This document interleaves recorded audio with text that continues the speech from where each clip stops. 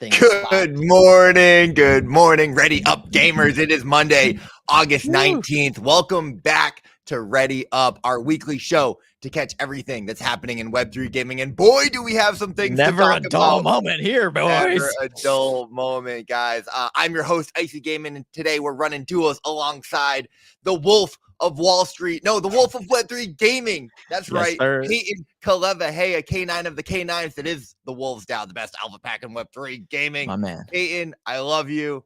It's always a pleasure. Why are we both wearing black today? Hey, brother. It's just, we got that telepathy going, man. We have, dude, we have a show. We have a show, bro. Dynamic duo. That's what I'm talking about. But it has to be because of this boy. Yes, sir. Let's kick it. Let's kick it this Monday. You know what I'm saying? I got my Monday coffee. Hopefully you guys do too. I know King Snooch is going to be coming in, prepped, ready to go. Duncan, I am supporting local. How bad do you feel now? Listen, man. America runs on Duncan. America runs on Duncan. I don't feel bad at all. Sounds good, brother.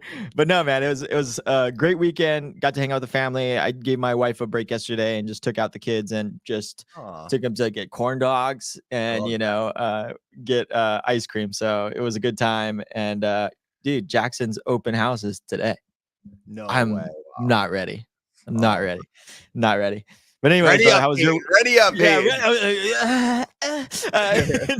the weekend though, man. You hit Rare Evo, dude. I know we're gonna talk about it in the culture section, but how was your weekend? Yeah. Dude, it's fantastic, man. Fresh off of the flight home, but feeling recharged. The energy that you give me every single episode is amazing. Also, we got to wake up to AE doing the best dance moves that I've ever seen to our theme song. AE, I love you, brother. Thank you so much for that. We're definitely going to recap a bit of Rare Evo. We're also going to be talking about what the heck happened with Dimensionals. Bombshell dropping this morning with Sasha McKinnon. We ain't doing coffee this morning. We're doing tea, guys. Down, yeah.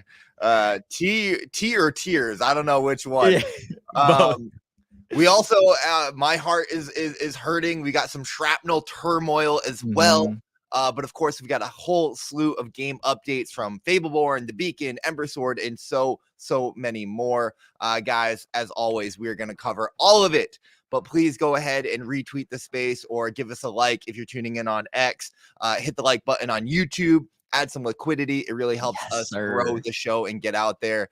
Peyton and I have been doing this all year 2024, and due to your incredible support, it's just been absolutely incredible and fantastic. So we can't thank you enough.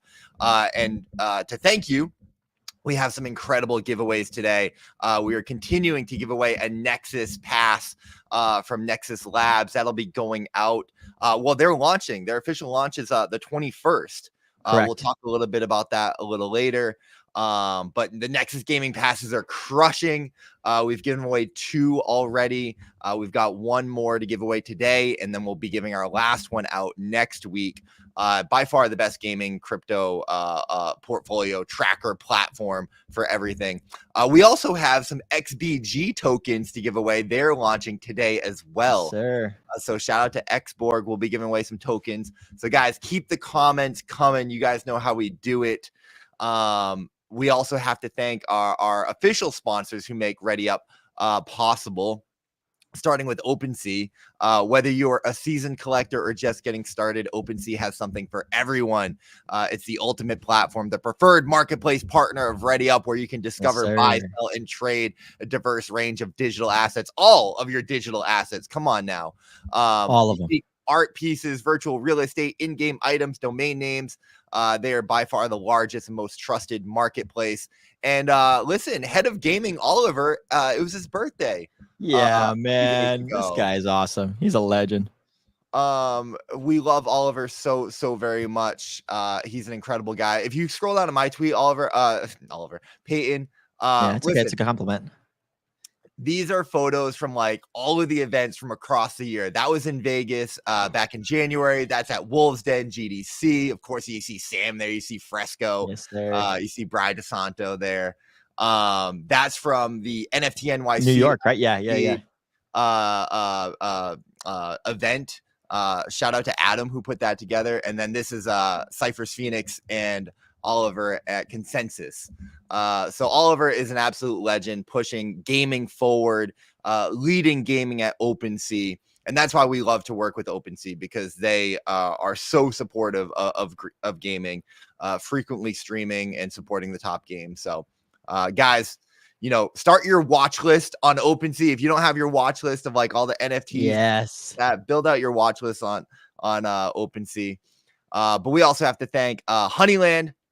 Man, their raffle is back. I don't know if you have this tweet open. Let me pull up the tweet from that I've got from Honeyland. Raffle week is back, guys. You can enter raffles in-game Zubs with HXD. Here, let me share this, Peyton. Let me go for it. Get that going. Share. I just love Corey so much. Corey and Oliver are like some of my best models in the space, man. They're freaking amazing. Absolutely the best, guys. If you're not participating in these raffles, what are you doing? You can get some tickets to win some land, the Genesis eggs, the queens. They even give away the XBG token. There's jackpots and tons more. So jump into the raffles there. They're crushing, man. I mean, we're so excited to partner with them because they're incredibly bullish, man. 12 million HXD deposited in the past 30 days, just absolutely crushing. And last but not least, I think that there's like a whitelist.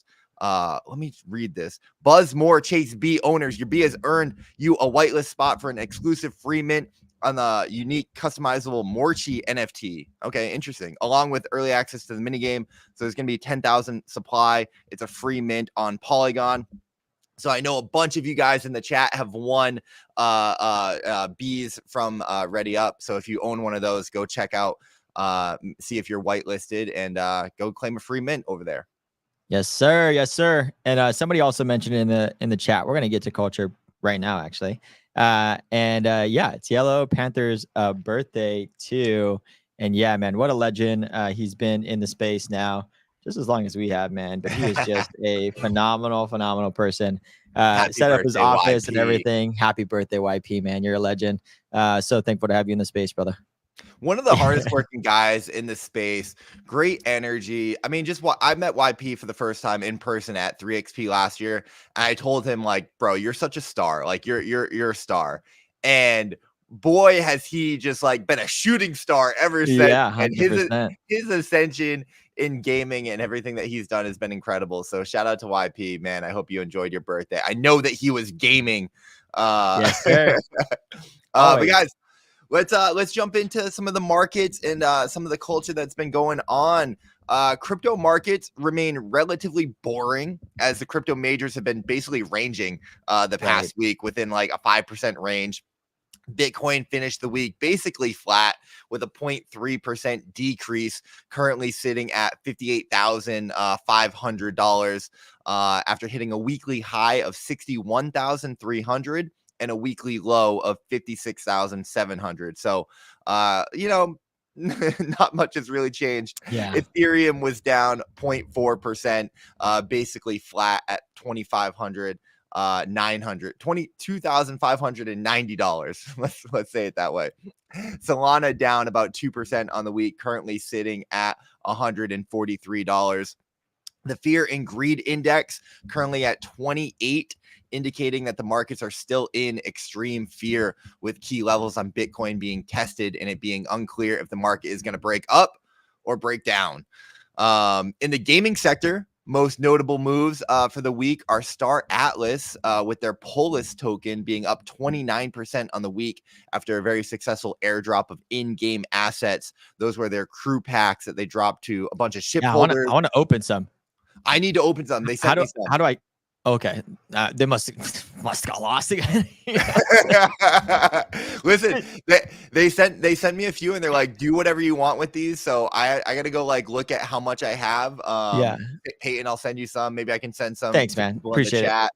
I know. I saw Jesus Martinez open a bunch. He got like a bunch of epics and whatnot. Oh, nice. Yeah, I heard there. I watched a couple of the pack openings. I think Pachara, a stash, and then cool. Yeah, Jesus is also a partner for Solana, so that's awesome. I got to see Michael Wagner at Rare Evo. Chopped it up with him. Yeah, chopped it up with him real quick. I'm rocking a new Star Atlas shirt that I got from the event. Brother. So shout out to Star Atlas. So yeah, they're doing really well. Those crew packs dropped to a bunch of game participants. So shout out to you if you got one. The Atlas token also saw a rise of 10% week over week. The other notable gaming moves: Bad Mad Robots up 28%. My goodness, Hey, they're crushing. man. Playable Games up 16%. Crown by third time games up about 15%, and then Pixels was up 8% on the week.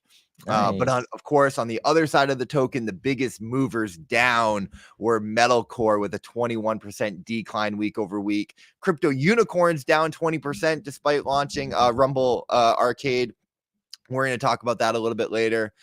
Big Time was down about 18%. And then Guild of Guardians, Lords, Wild World, Cornucopias, AArt all saw 10 to 18% moves to the downside. No, Crypto Gorilla's probably not happy about that. That is your crypto market report. And some quick culture news. I don't know if you have it, Peyton. That's the week, the mints. We'll get to that in just a second. I did want to share. Hold on, let me see if I can open up AE's video here, man. Oh, I have it here. So awesome. Yeah. I got it. Listen, guys. Nothing makes me feel better than waking up to this. Sir. Look at the legend, Adrian, my guy, just breaking it down, giving YP a run for his money. Yes, sir. When it comes to dance moves. We got somebody on our side too, YP. How do you feel about that? Happy birthday. Oh, come on now. Yeah, dude. Love it, AE, dude. You got to teach me how to do this whenever we go to the Philippines. Yes, we absolutely need that. Quick update on the culture side as well. Metamask launched a debit card in partnership with MasterCard. I've got this here. Let me add that to the stage.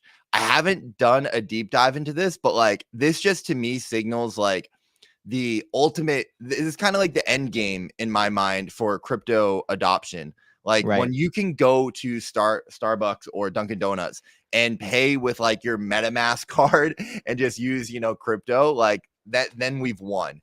And for them to be partnering with MasterCard and like seeing the glimpse of what that future is going to look like, that's just going to be massive, man. The ultimate crypto adoption of our space is inevitable. And that will trickle down to all of our gaming tokens, all of our NFTs. And that's just the world that I want to live in.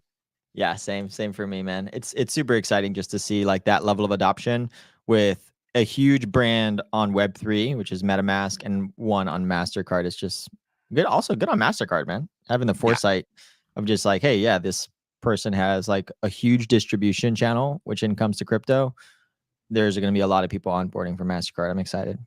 Absolutely.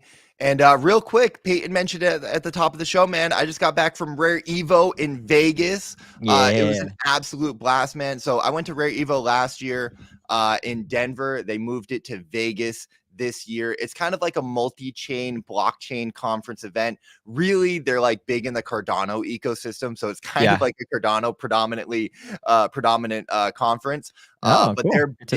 They're big into the gaming space. So they had Star Atlas there, Ascent Rivals, Crypto Unicorns had a booth, WagMe Games, probably the winner of the weekend. They had a massive booth there. They took a page out of Shrapnel's book and had a content creator house. Nice. So they brought out Yukin, they brought out Caesar, they brought out Swiffle. I love that. Tabs, CryptoCade was there. I mean, so many people were there. It was really, really awesome. That's Dr. Funk doing some epic karaoke. That's awesome. It was a really, really great time. They know how to put on a really good event. I had a blast there. I spent the day at that's 91 Polo. Shout out to Polo. We did a little bit of gambling. We hung out at the pool. We did some dinners. Man, it was just a really great time. I got to meet DeFi Zoo Racer for the first time. And then also saw you racing. Yeah. On the Vegas Strip, brother. Listen, I had to show these young bucks how we do it out here. You got to. Listen, they might be clapping me up in all these games, but when it comes to the real world, when it comes to the streets, brother, No, but Vegas was incredible. It was a really good time. Neo Tokyo was there as well. They celebrated their Yeah, they got 3-year best community. anniversary. That's awesome. Yeah, so I met Ben Gothard for the first time in real life. Firestorm, it was great to see him. And yeah, a lot of good stuff happening in the space, man. The vibes were like immaculate. Like it just felt like the energy was really, really good. Yeah. Shout out to Spike Collects in the chat. What's up, buddy? What's up? Hey, King. Hey, Dude, King. the chat is going wild. Mount Yes, Doji, sir. King Snooch, Crimson, Sovereign Jawa. Appreciate all you guys showing up here.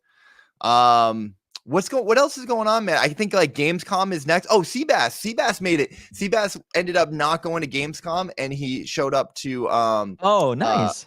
Rare Evo. Rare Evo. So it was Very awesome cool. to see him. Yeah. Yeah, no, Seabass is I think one of the sleepers. You'll see more of him as he gets more settled at like, you know, Starknet and everything like that. Not Starknet, Starbase. Stardust, yeah. So we were definitely doing some content of like, you know, collecting some gems and talking about nice. you know, some of the missions there. So it was good. It was good. Yeah, I know. I also definitely got FOMO too from the video clips. It looks really lively. It was like, yeah, it looked like a lot of fun and everything like that. Peyton, let's go to the mint tracker. Yes, We had some mints happen last week. So we tweet this out. So Decimated minted. Looks like the price is down a little bit on Magic Eden according to that. Shadow War, I think, was by far the biggest winner. It was a free mint, 444 supply. And then it's currently sitting at 0.18 ETH on Magic Eden.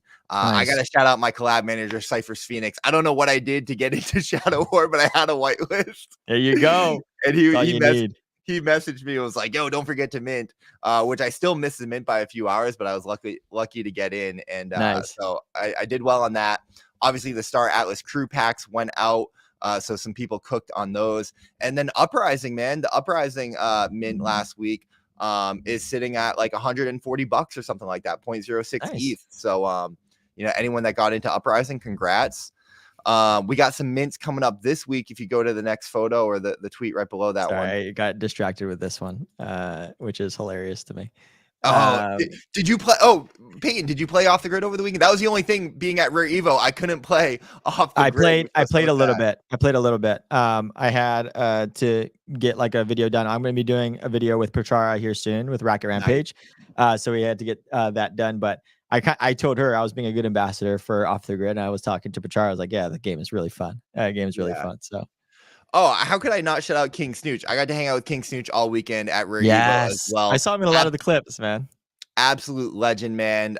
You know, he was repping Ascent Rivals, bro. So we've seen some footage from Ascent Rivals on the timeline. I got to see it in person. Oh my goodness, it looks so good. Let's go. So clean. The things I'm hearing about the game are really, really exciting. I got to meet some of the team there. Definitely one to keep an eye on, guys. I think the game's going to be really, really fun. Nice. I'll definitely have to get the skinny from him later. Yeah. But upcoming mints this week, guys, we got Dark Machine minting today. I don't know what chain it's on. It's a free mint, 333 supply. We got King of Destiny avatars minting on Wednesday. We got Orbeez Breath minting on Thursday, X Protocol Genesis on Thursday, and then Scape Founding Citizens. Shout out to our researcher Conch. I'm not exactly sure what some of those projects are, but hey guys, go check them out. There's some free mints, some potential opportunities. Literally, Conch can find something minting that literally announced yesterday that they're launching today. Like he's so fast at finding these. Like, yeah, probably in a few weeks we'll be like, oh shoot, like that thing cooked. No clue. Conch knew. Conch knew. And let's take a look at our token tracker section. Again, we mentioned it at the top of the show. We've got XBG launching today, actually. Yeah. And this is going to be an on-chain fair launch. 100% community raised token unlocks via Swissborg, Radium, and Uniswap. So they're going the DEX route. They're not launching on the centralized exchanges, which you really, really love to see. We're going to be giving away, I think we've got 500 XBG tokens to 10 winners. So we'll pick 10 people in the chat to win 50 XBG tokens each. So we're just gonna have to get your addresses after this. And once the tokens launch, we'll get that out for you. And I know it's a relatively quick hit, but I want to shed light on Sam's. This is a sponsored post just so you guys know from him. He's an ambassador for him.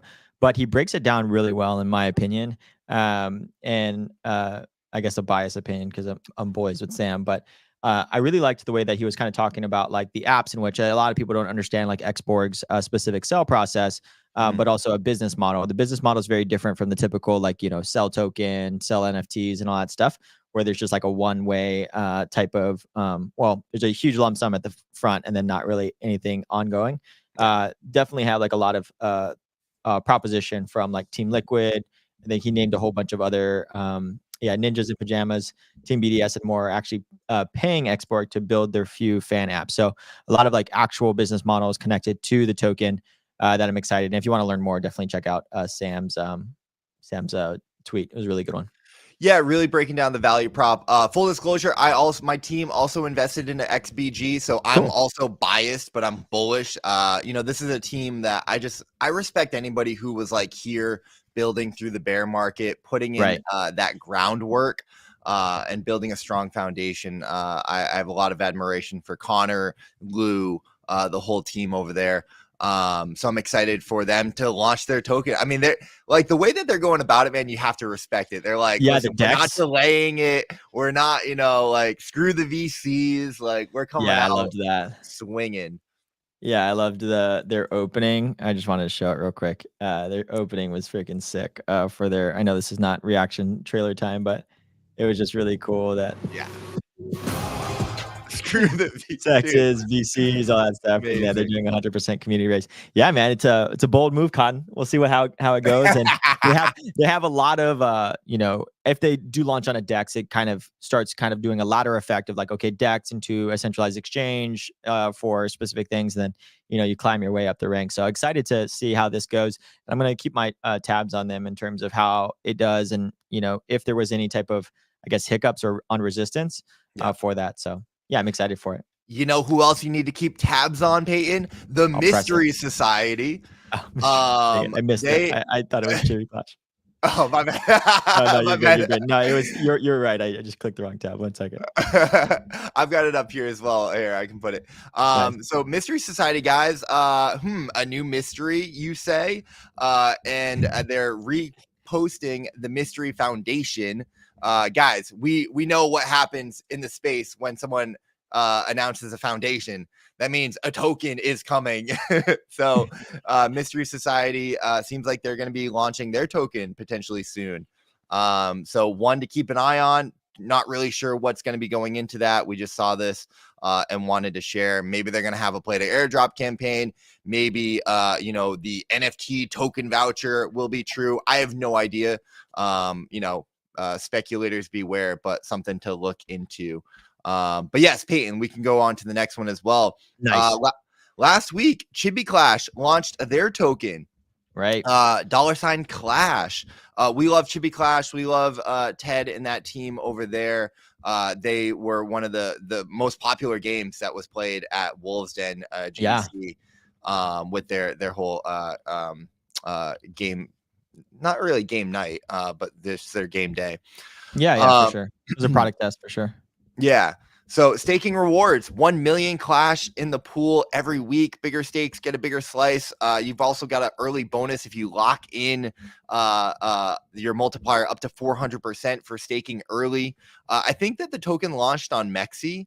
Yes, so Mexi. Not too many exchanges or availability as far as I'm aware right now. There's not like a lot of exchanges also taking tokens too. It's kind of one of those things that's kind of at a standstill. Mexi still seems to be, but also it's not like a tier 1 exchange per se.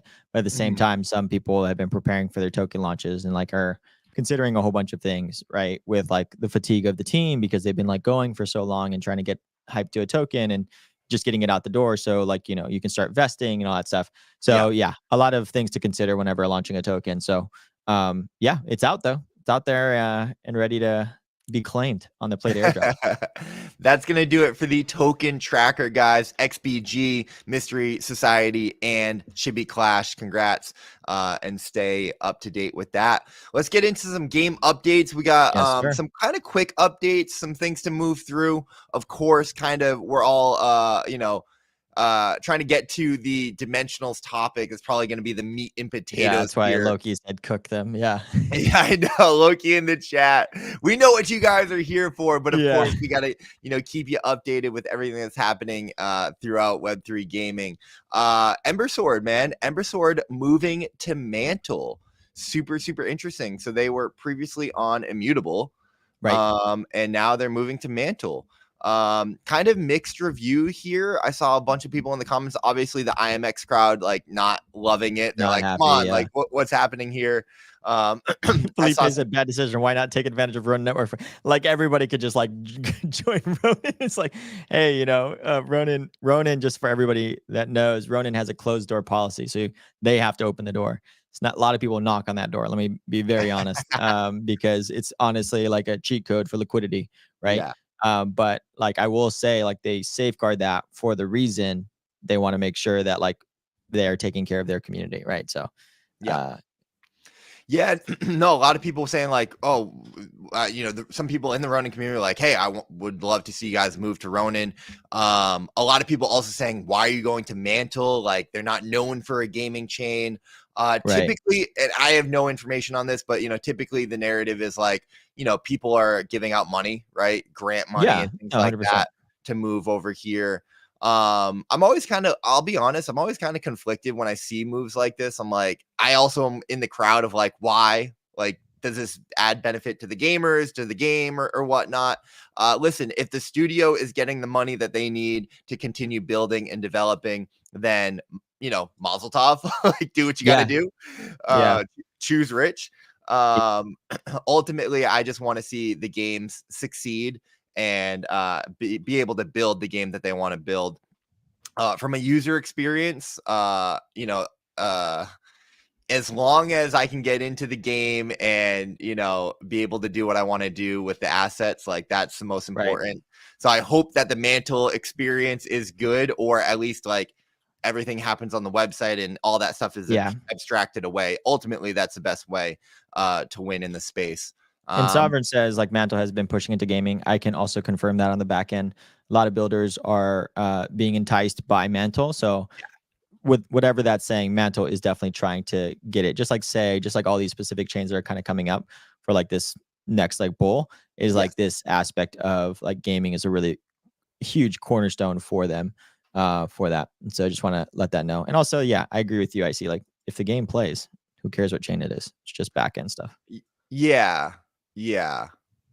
I also think chain wars continue, right?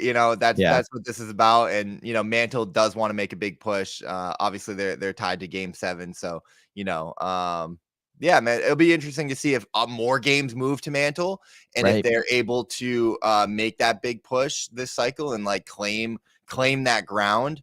I'm not so sure, right? I think what I've seen in the space is games can continue to move to chain and it's just kind of still where we are. Yeah. Unfortunately, we'll talk about the business models later, which is another dimensional stuff. We probably have a pretty big segment, a lot of stuff charged. We want to get your guys' take on it too. For sure. But I would also love to hear your guys' take. Does chains matter in the chat? Just hit me up. It's hey, does chains do matter, Peyton, or chains don't matter? It's just the game. Speaking of a game that is amazing, that people have been playing on Arbitrum, speaking of a chain that's been collecting games like logos, is Beacon. Beacons are back in terms of starting August 12th. They're going to be reopening the dungeon gates for this. So it's started. Let's get back in there. Yeah, the Beacon returns, man. I'm excited. They did so well with their last activation. People were loving it. So I'm sure that this is just going to be bigger and better. Beacons was definitely the darling of that little period, the week or two. It feels like there's a lot of competition though right now, man. There's a lot of great games to be played off the grid on the weekends and stuff like that. So I'll be curious to kind of see their numbers there. But yeah, guys, if you're Beacon fans, jump back in. Peyton, I did want to share this one from Aavegotchi. If I can jump to this one next. Go for it. Let me add that to. Oh, sorry, we're both quick. No, you're good. You're good. Aavegotchi, man, released a new L3. So very interesting. They're introducing Geist here. It's built with Arbitrum Orbit, Base for Settlement, and Alchemy as their roll-up partner. Basically, anybody can play games, but very interesting, only members can earn rewards, and members must be invited. So interesting take there. They talk about gaming having a huge potential to bring more people into crypto. However, 3 major problems threaten the curb of adoption: rampant multi-accounting, botting, inefficient reward campaigns, and then high player churn. So they've got an interesting solution to this. Let me share this. An open network where membership is limited by design. So they're trying to mitigate, cyber attacks, and just, only benefit and reward real users. So anybody can play the game, so only members can earn rewards. Member loyalty rewards come in many forms, of course, but you need an invite to become a member. It reminds me of remember when Facebook first launched and you could only get in with a college email. College account. Yeah. It feels like they're trying to go that way. Again, interesting strategy, Cotton. Let's see if it works out for them. But Aavegotchi launching an L3. So shout out to them. Continuing to build. I do think that this creates a little bit of friction getting into the space. If you have to wait for an invite, maybe it increases that FOMO and that exclusivity. So it could, be a good marketing beat for them. But at the same time, if you make it harder for me to play, then I lose interest, right? Right. But I also like the approach of only members earning rewards. I think that's an interesting take as well. Yeah, so. I think there's a huge bot problem, which we also have an article later. I forget who's tackling it. Yeah, no, with Confiction Labs. Confiction Labs. Yeah, we can talk about that next. It's a really good topic here soon. But let's go right into it for sure. Yeah, so the bot problem is a persistent issue in our space. I mean, all of gaming, right? And even cheating, right? Escape from Tarkov had their huge cheating scandal last year. So I definitely think that Web3 gaming will have to face those hurdles as well. We just talked about Aavegotchi facing it with members only rewards. Confiction Labs is launching proof of exposure to combat the rising bot activity in Web3 gaming on their end. Let me pull up my notes here. So this is a developer behind the Web3 co-op multiplayer shooter Riftstorm. Super fun game if you guys have not played it. Which is actually really fun. So this is a new verification system in game aimed at curbing what it views as the increasing bot activity in the sector. So basically they're integrating NFTs into the game's lore as a method to distinguish genuine players from automated bot accounts. So there was a report actually, Peyton, from Cookie 3, the marketing platform, suggesting that up to 70% of airdropped rewards are being funneled to bot accounts. So massive problem. And this new verification system in Confiction Labs will authenticate users through a combination of third-party APIs, large language models, and user-submitted data. So really trying to go hard to solve those issues. I think it'll be interesting to see if this works out for them, because maybe this could be, a standard that other people adopt as well, because we don't want, airdrops and tokens going to bots. That doesn't help the system. Yeah. That doesn't serve anybody. So it'll be cool to see how this works out for them. Yeah, for any builder out there, and that's maybe in chat, maybe Mr. Aldor himself, is what I don't understand is why don't you use already predetermined? Everyone's trying to make their own ecosystem when the ecosystem's already made on ETH or Sol or any of that, right? So why don't you see that if 70% of it is bots, their Etherscan will show that everything that they've received is airdrops and nothing is actually buying, right? So if they've made a purchase or put a specific, I don't know, P&L of being a 0 or above, it's shows that, I don't know, that they're not a consumer necessarily. And so I've never really thought about that, of just not thought about that. I've thought about it a lot. Just why don't you everybody in chat right now is a real person. And so other than King Snooch using 2 accounts, YouTube and also X, but at the same time, that's my boy, man. Get those numbers up. You know what I'm saying? But that's what I don't really understand is why don't you read that into the chain is there. create a specific thing of like, if you read it, just like Dr. Disrespect, if you sign up with your wallet address and also your Steam ID and all that stuff, you can get a, account, right? Yeah. So I don't really understand. Yeah, and exactly. Crypto Gorilla, I know he has 20 burners that buy NFTs, meme coins, and have ENS.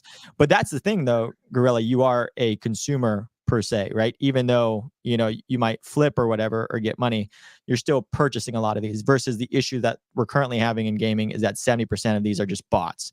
And you which you play a lot of those. And if you do, I take back everything I've said about you. Speaking of Crypto Gorilla, let's transition into the super quick hit section. Bunch of game updates coming for your head top, starting with Crypto Gorilla buying 4 more GOAT gaming NFTs. The GOAT himself, bringing his total holdings to 30. So I wanted to share this because GOAT Gaming had their art reveal. And it was like highly received, man. Peyton, I know you had something to talk about with the art. Dude, okay. First of all, I hate Gorilla for not telling me. And second, this art slapped. Like, all of us kind of joke about like it's not really about the art. Well, we say it's all about the art when we really mean, in quotations, it's all about the floor price. But for me, like, this level of quality is like what Persona did.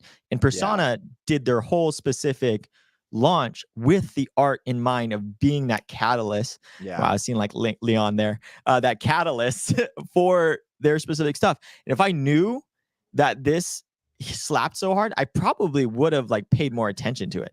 In my opinion, that's why I hate Gorilla for not, telling me anything. With the floor price being up 3x off. Dude, it's the best art I've ever seen in my freaking life. Well, let me ask you, Peyton, because I did see a hot take. I was just joking because you said the floor price was up. But I'm serious. It's really good. I did see someone kind of like, there's like a filter where it's like not super yeah. There's like this filter over it. It's like matted. Yeah, I saw someone saying like that they didn't like that. I don't know. Now that I kind of look at it, it's got this like vintage retro kind of feel to it, and it's a little bit different. So I can go for that. Whatever, dude. People are entitled to their wrong opinions. It's fine. It's fine. Oh man, shout out to Go Gaming, clearly cooking. GG's to them. Yeah, Loki saying filter. VHS filter. Thanks, brother. Shout out back to VHS days, 100%. Sovereign Jawa is saying bullish on GOAT. They're gonna crush Telegram gaming going forward. Yeah, I mean, there's a lot happening in that ecosystem. Definitely follow Crypto Gorilla because he is like alpha calling them pretty hard. I know that there's a lot coming down the pipeline for GOAT Gaming. Tune into Alpha Wolves on Thursday to hear all of those takes. But we'll keep the quick updates moving. Sugartown, man. Sugartown is coming. I actually think this is like outdated. I think they're like 2 days away. They're on 2 days. Yeah. If you go into their main profile. 3 days away. They are counting down for something big. I'm a big Sugartown fan. Of course, this is the official Zynga project. And they've had really good success with their first few mini games, but like I think that was just gearing up for what they're about to launch. I don't have any inside information. I am like on the edge of my seat, and I can't wait because this feels like it's going to be big. So I don't have any. I do have an aura. Empress Rayon gave me an aura.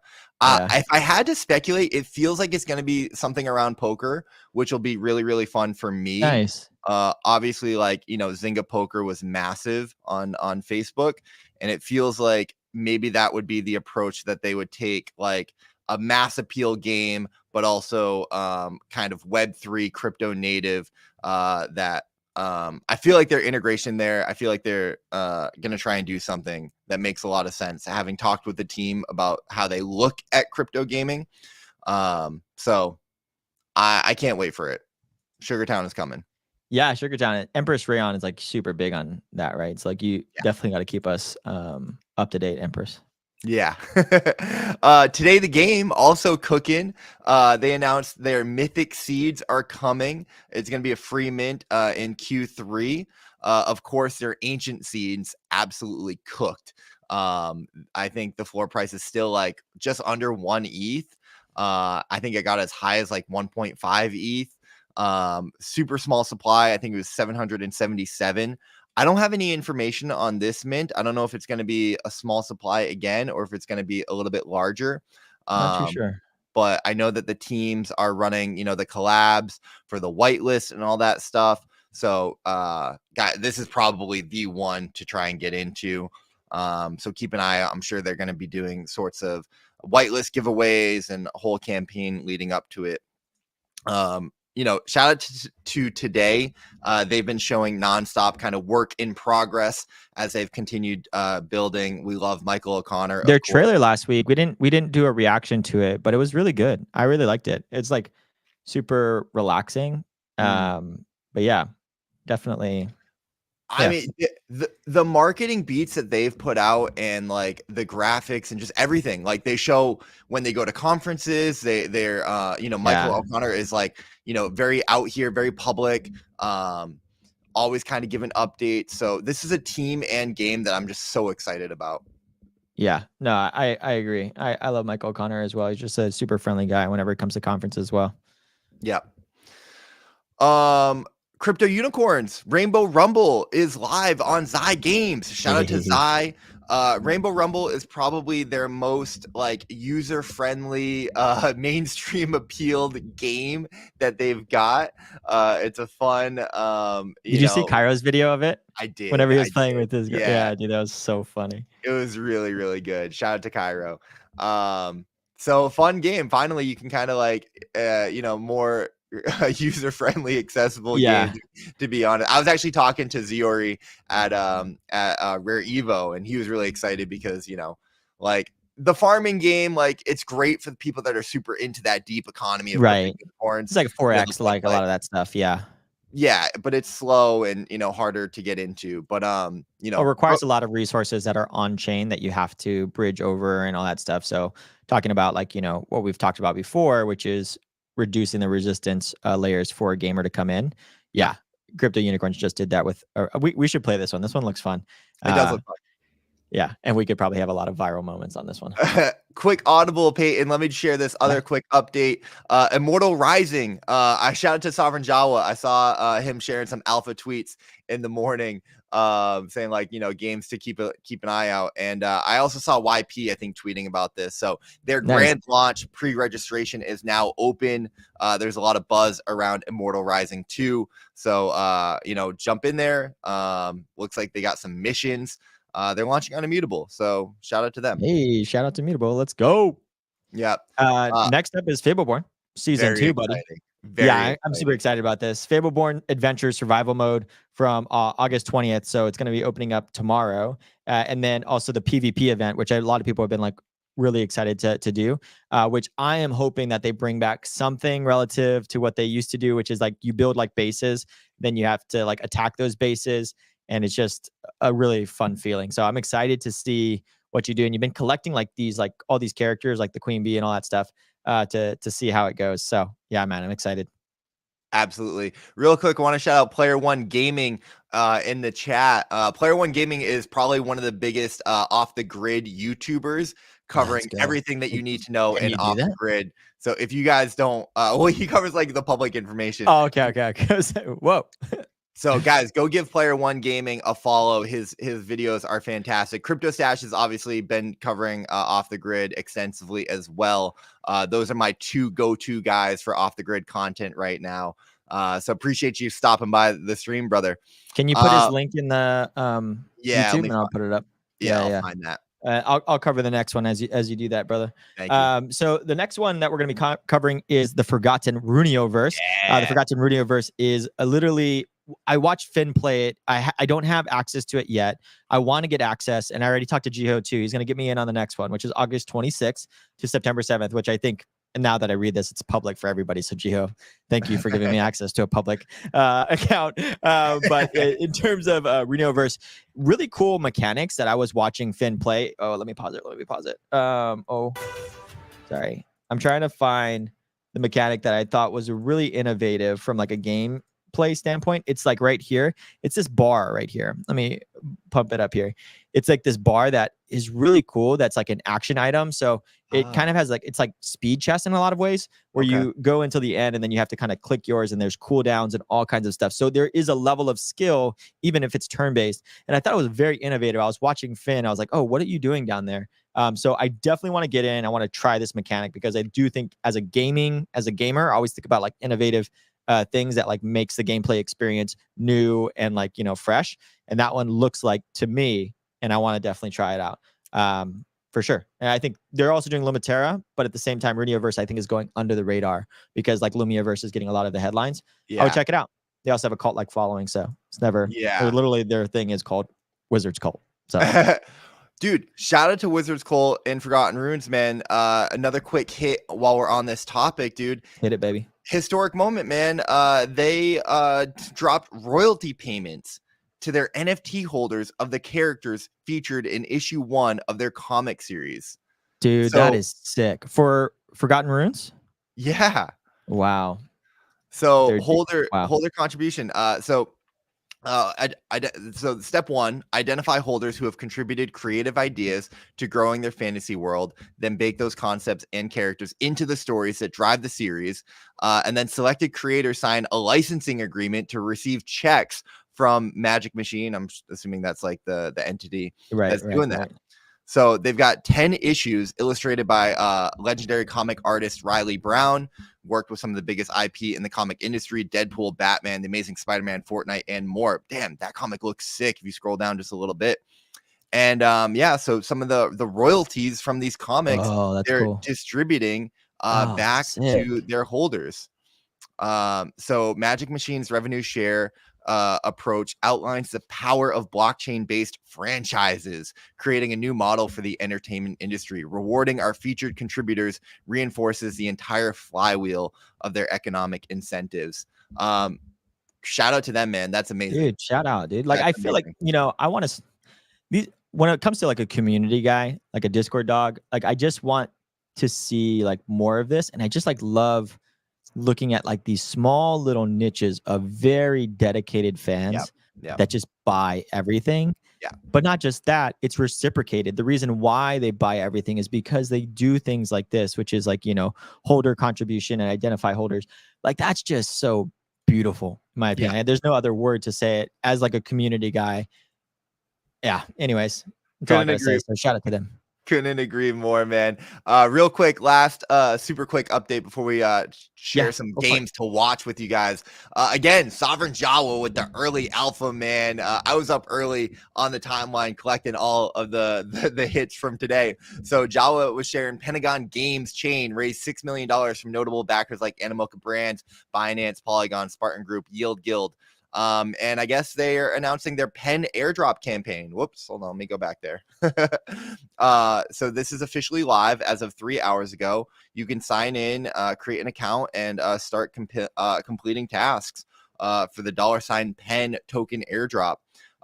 Listen, if Jawa is sharing alpha, I am paying attention. Exactly. That's what I've got for that. But we also have our quick segment, games to watch, guys. We've got 5 games that we want to put on your radar that you may not be paying attention to. First one up, Peyton, tell me about Raven Quest, man. Yes, Raven Quest is something really huge, and so I want to add it here because I recently just talked to the builders, and I didn't know that. I thought Raven Quest was based off of another game, and I thought they ripped it, but it's actually the first original team that did it.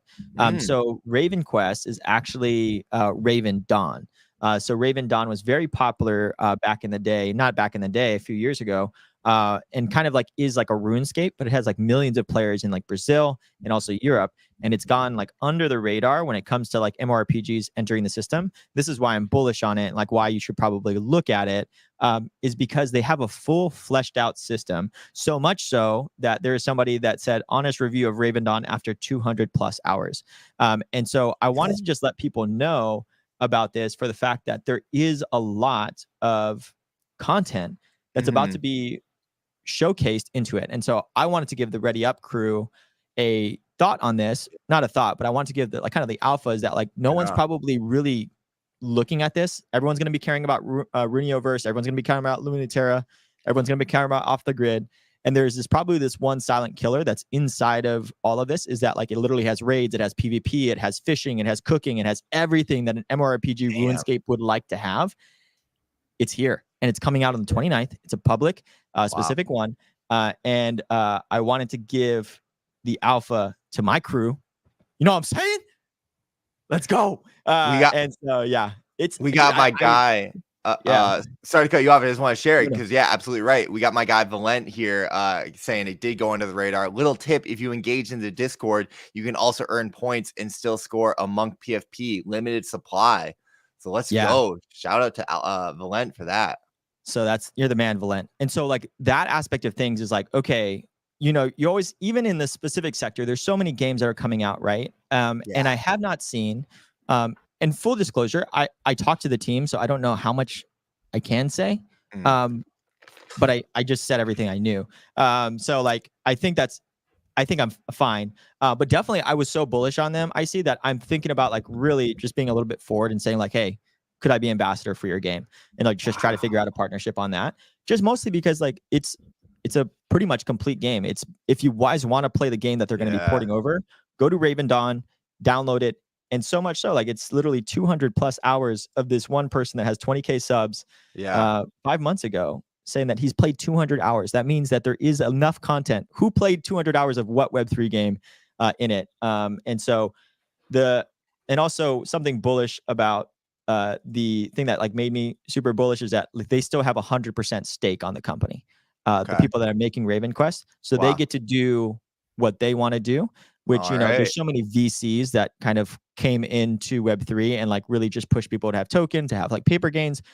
This guy is not going to do that. I'm going to tell you right now. So I will say I'm like really bullish on them. And yeah, I might be a little bit more forward. So we'll see. We'll see how it goes. Sovereign Jawa. I don't know how much I can say, but I just said everything. You love it, man. Ready up, baby. Ready up. Sometimes you get too excited to just start splurging. You know what I'm saying? But you're also really excited about Lost Glitches. So tell me about Lost Glitches. Lost Glitches is like a TCG that's launching on Zai, but they've been building for a long time. So a very strong gaming team pairing with a very strong degen team, which is Zai, right? So I always like to see those specific things, and it's really probably a showcase of Zai's strength right now.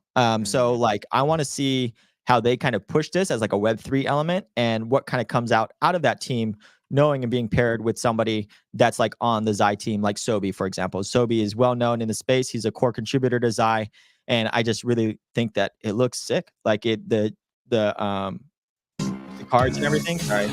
Maybe we should have probably did this as a reactionary video, but just a really cool type of deck building game. I know there's a lot of them, but it is a thing that's going to be pushed on Zai probably because it's a flagship. And there's Sobi pushing it. And then lastly, too, they were also on IGN as well. So, yeah. Awesome. Breaking news from Adrian AE Mac, who has, ties everywhere. Moonvale Discord sounds like it might be hacked. So be careful, guys. Stay safe and vigilant out there. Thank you, AE, for sharing that. Tough to see. We'll talk about it a little bit when we get to the dimensionals, but they talked about some of the security issues that they faced in Web3. Right. Definitely a pain in the butt there. So hopefully no one gets harmed by that. Never love to see that. Also, Peyton, though, I want to keep it going. Another game to watch. You wanted to put Jungle on the radar. Yeah, Jungle on the radar. I am advising them, and I just got access to their alpha, which you would like. I see. It's mostly the reason why I want to do it. It's like it plays just like COD Mobile, but it's a little bit of like Valorant. And so yeah, Jungle is publishing for the win. They have very strong specific VC backing, but also Joao knows Web3. So it's a very cool aspect of they purchased an IP in Web2, ported over to Web3, and are doing like a publishing arm through Jungle. I'm very curious to see about, and they'll probably have an NFT and a token coming here soon. So excited to see what they have. Just want to keep everyone on the radar on that one. Yep. But tell me more about Open Loop, brother. Yeah, no, another radar game to keep an eye on, guys. Open Loot just crossed 400,000 followers, so just want to share that little milestone from them. I believe that they're gearing up for their Open Loot token. Of course, this is the game launcher behind big time deep ties to Big Time. They've got their marketplace over there and everything. Isn't their marketplace built on the open loot tech stack? Yeah, exactly.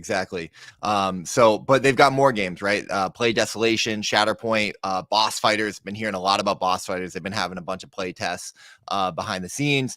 World Shards game, of course. So I think that this could be pretty big. Big Time obviously cooked and did really, really well for a long time. They might have been like one of the games that kind of kicked off, the bull run and everything. Yeah, no, 100%. Their tokenomics, like as they went into it, and it was perfectly executed. Yeah, was really good. It did kick off a lot of stuff. So I'm expecting, big things from Open. I'm not farming. I'm a terrible farmer. How do you farm? How do you farm this? Sovereign, please, over to you. I don't know. There's probably a few people in the chat, like the Lent might be paying attention to it too. I know that like Big Time Warriors, the guild over there, like this ecosystem, I just think that they understand Web3 and they play it well. There's obviously, probably criticisms as well. Like it doesn't feel very decentralized. I don't really know the blockchain aspect of things over there, but still, it's probably some good opportunities there on the Sovereign NFT. saying you can farm open loot. It's just mostly social quests. This is my hot take. I bet you they're just gonna port over the Big Time into another another thing, and then just like make copies of it. Very similar to like Genshin Impact making Stonkar. Sorry if I pronounce it wrong. Honkai Star Rail. I bet you they're gonna do something like that. I bet you. And then just keep it going. If you have the same tech stack, anyways. Keep it going. The last game that we want to put on your radar, guys, before we get into the industry news and the hot topics, Captain Laserhawk Universe, man. This is based off of a super popular Netflix anime, and they're partnered with Ubisoft. We covered the breaking news, I think, a week or two ago that this was happening. Well, their closed beta is open for registration. You only have until Friday to register, so do not wait. Get in there. You can register starting today until Friday. So if you guys are interested in this game, I mean, dude, did you register? I need to register. I need to put that into my chat GPT after this. Yeah, no, I need to do that right after the show.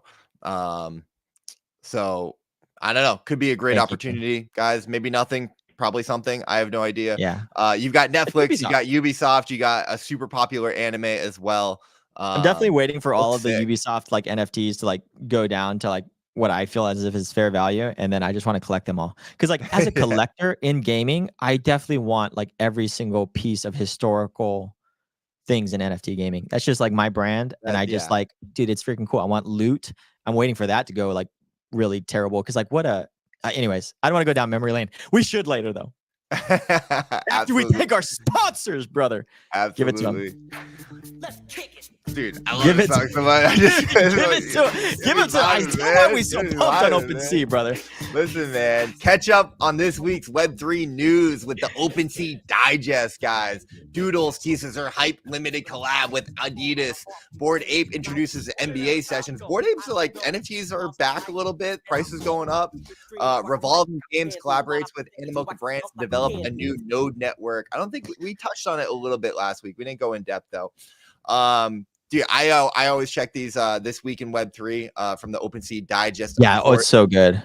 Of course, OpenSea is a preferred partner of ReadyUp, the largest, most trusted marketplace in all of NFT land.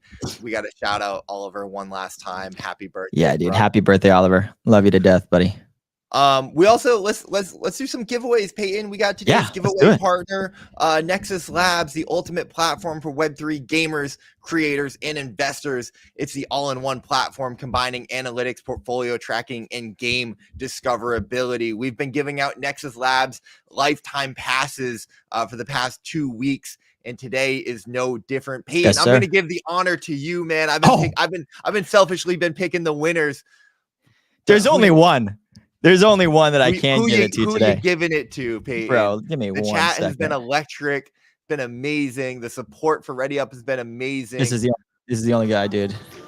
My guy. Yes, sir! Yes, sir! Yes, sir!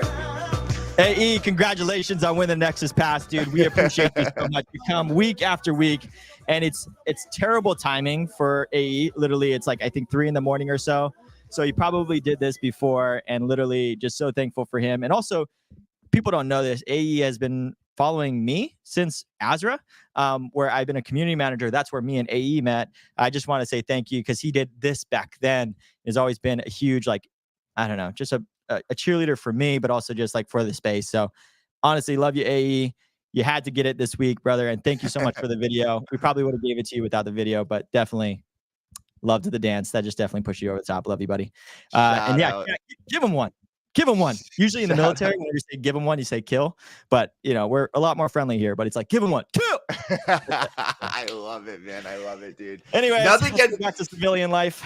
If there's anything that could get me more hyped up than Adrian's dancing, man, it's Peyton's energy, guys. But we got some XBG tokens to give away as well. I want to go through the list and give those away, man. I gotta go, man. Matt DeFi's, I love you, brother. 50 XBG tokens to you. Mount Doji, 50. I don't know who won last week. So if you're winning more XBG, just congrats. Thank you for showing up. Mount Doji, I'm going to go to you, number 2. Jawa, number 3. Rila K, number 4. Jaxie, number 5. Keith from Beam, number 6. Crimson, number 7. Taylor, number 8. Hold on, I'm going to scroll up even more. Valent, number 9, of course, my guy. Did I say Jawa yet? Did Jawa get some tokens? I think Jawa got some already. Tell us who we missed, guys. Tell us who we missed. The last one, I gotta go. Let's see. There's some good names here. Oh man, it's tough. It's really tough. I'm going up. Who do I give it to? You want to run a giveaway through StreamYard? No, let's give it to Chris, man. Graslow, always showing support as well. We got to make sure that you're in the XBG fam with some tokens, brother. Number 10. Hopefully that was 10. And if not, then I'll give some out of my own stack. Yeah. Guys, we appreciate you so much. The chat has been electric. There's so much news to cover that I haven't been able to interact with the chat as much. Yeah, well, I've been trying to help you. IC does such a great job, guys, in terms of like getting the show running through and everything like that, keeping us on schedule, even though we always go an hour later. But at the same time, like having you guys on chat, I'll pop it up and my goal is to try to get Icy to chuckle while putting you guys up while he's reading. So love it, man. I just want to also take a moment just to thank Honeyland. Honeyland's another sponsor of Ready Up and has been a sponsor of Ready Up for a very long time. And we've just seen the growth of Honeyland in terms of their raffles. They are just live now, or not live. They're live again for raffles. So definitely get into there. HXD is staking. They just are one of those teams that just constantly ship and then just nonstop. Yeah. And then also there's a lot of things that are coming up with Honeyland that they're kind of hinting at towards here. This is the one that IC gave a 7.9 out of 7.9 because it was like the most stuff. But there's like, it seems like to be like a somewhat of a multiverse. I actually haven't talked to Corey about it, but I was like watching it the other day because I was like reminiscing on like our stuff. I was just like, oh shoot, like I didn't actually like probably watch and conceptualize that. I was just like laughing at the way that you were kind of just doing stuff.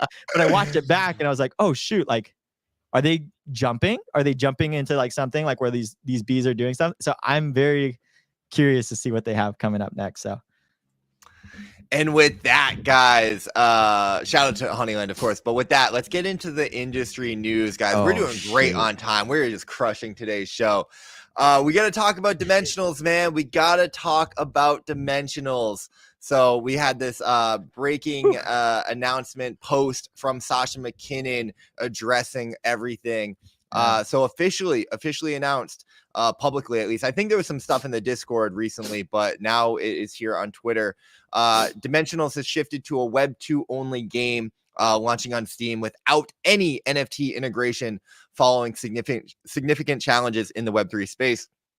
Initially, the project launched a free NFT collection to build awareness, but it faced security issues, market downturns, and a collapse in revenue after royalty changes. And despite efforts to engage the community, the Web3 segment has struggled, leading to a pivot back to traditional game development. Sasha also talks about early tests showing that mainstream gamers rejected the game's Web3 ties, prompting the decision to just focus on being a Web 2 game.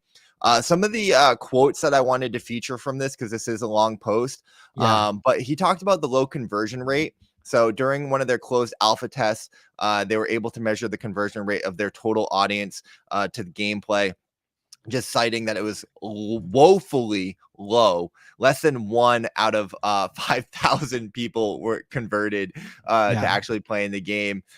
So their original hypothesis to use free NFTs as a source of user acquisition was irrevocably invalidated.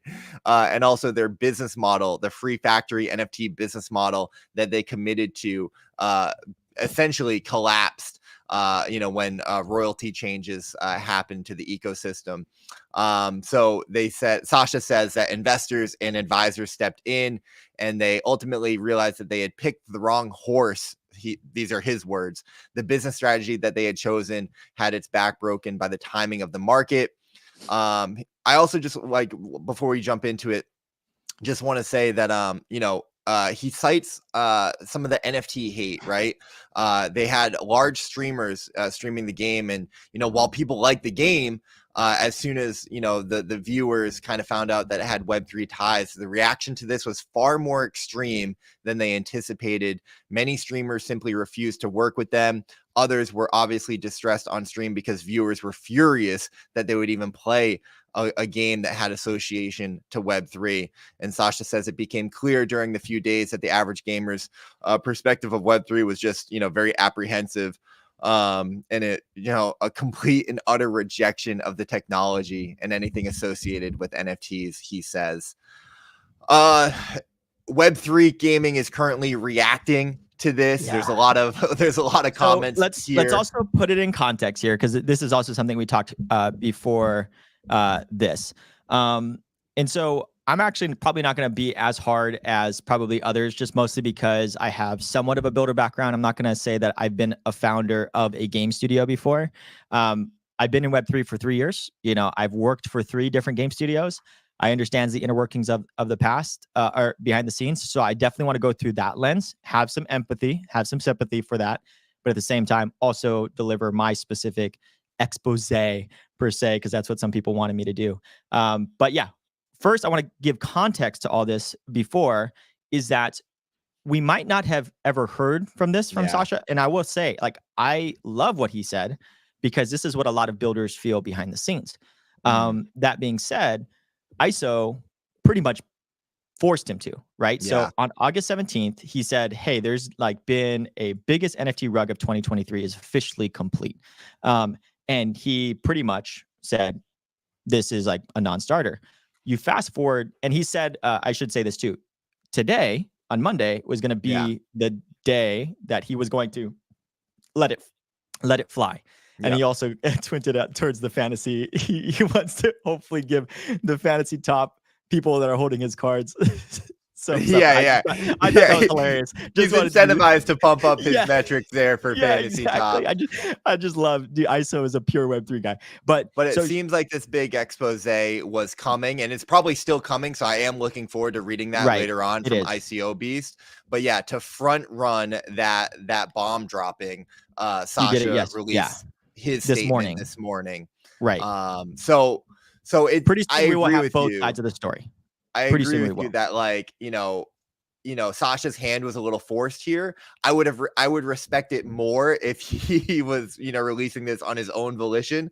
But still, nonetheless, it's nice to get this statement. But yeah, please continue. Yeah. And I will say too, I think Spark said it, best. It's,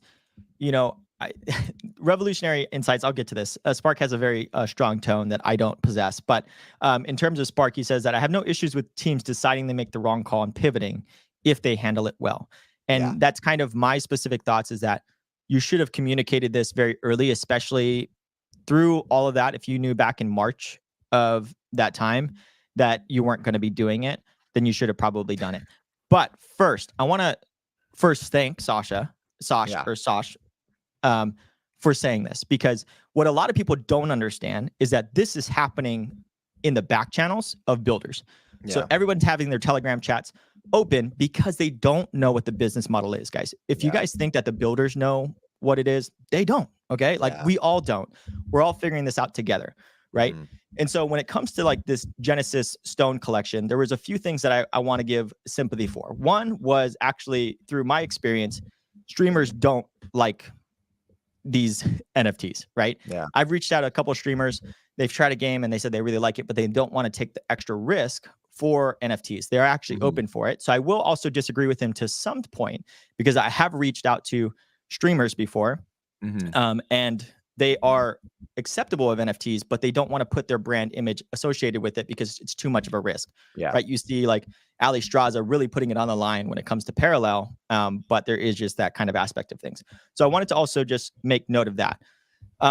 When it comes to the lack of communication, that is probably like the biggest thing that has happened with Sosh, is that he was not being forthright in this. If you are going through this specific turmoil of this business model doesn't work, you need to start communicating that to your specific team, because the issue is, for people that don't understand, is that it was a free mint, right? It was a free mint, but at the same time, it was then really picked up on secondary because of the promises that have happened through NFTs. But then they just went silent over a long period of time and just kind of did what was hard, did what was the easiest thing out of the hardest thing. And what I mean by that is they probably went into town halls, they told them that we're not like getting traction and we're going to pivot.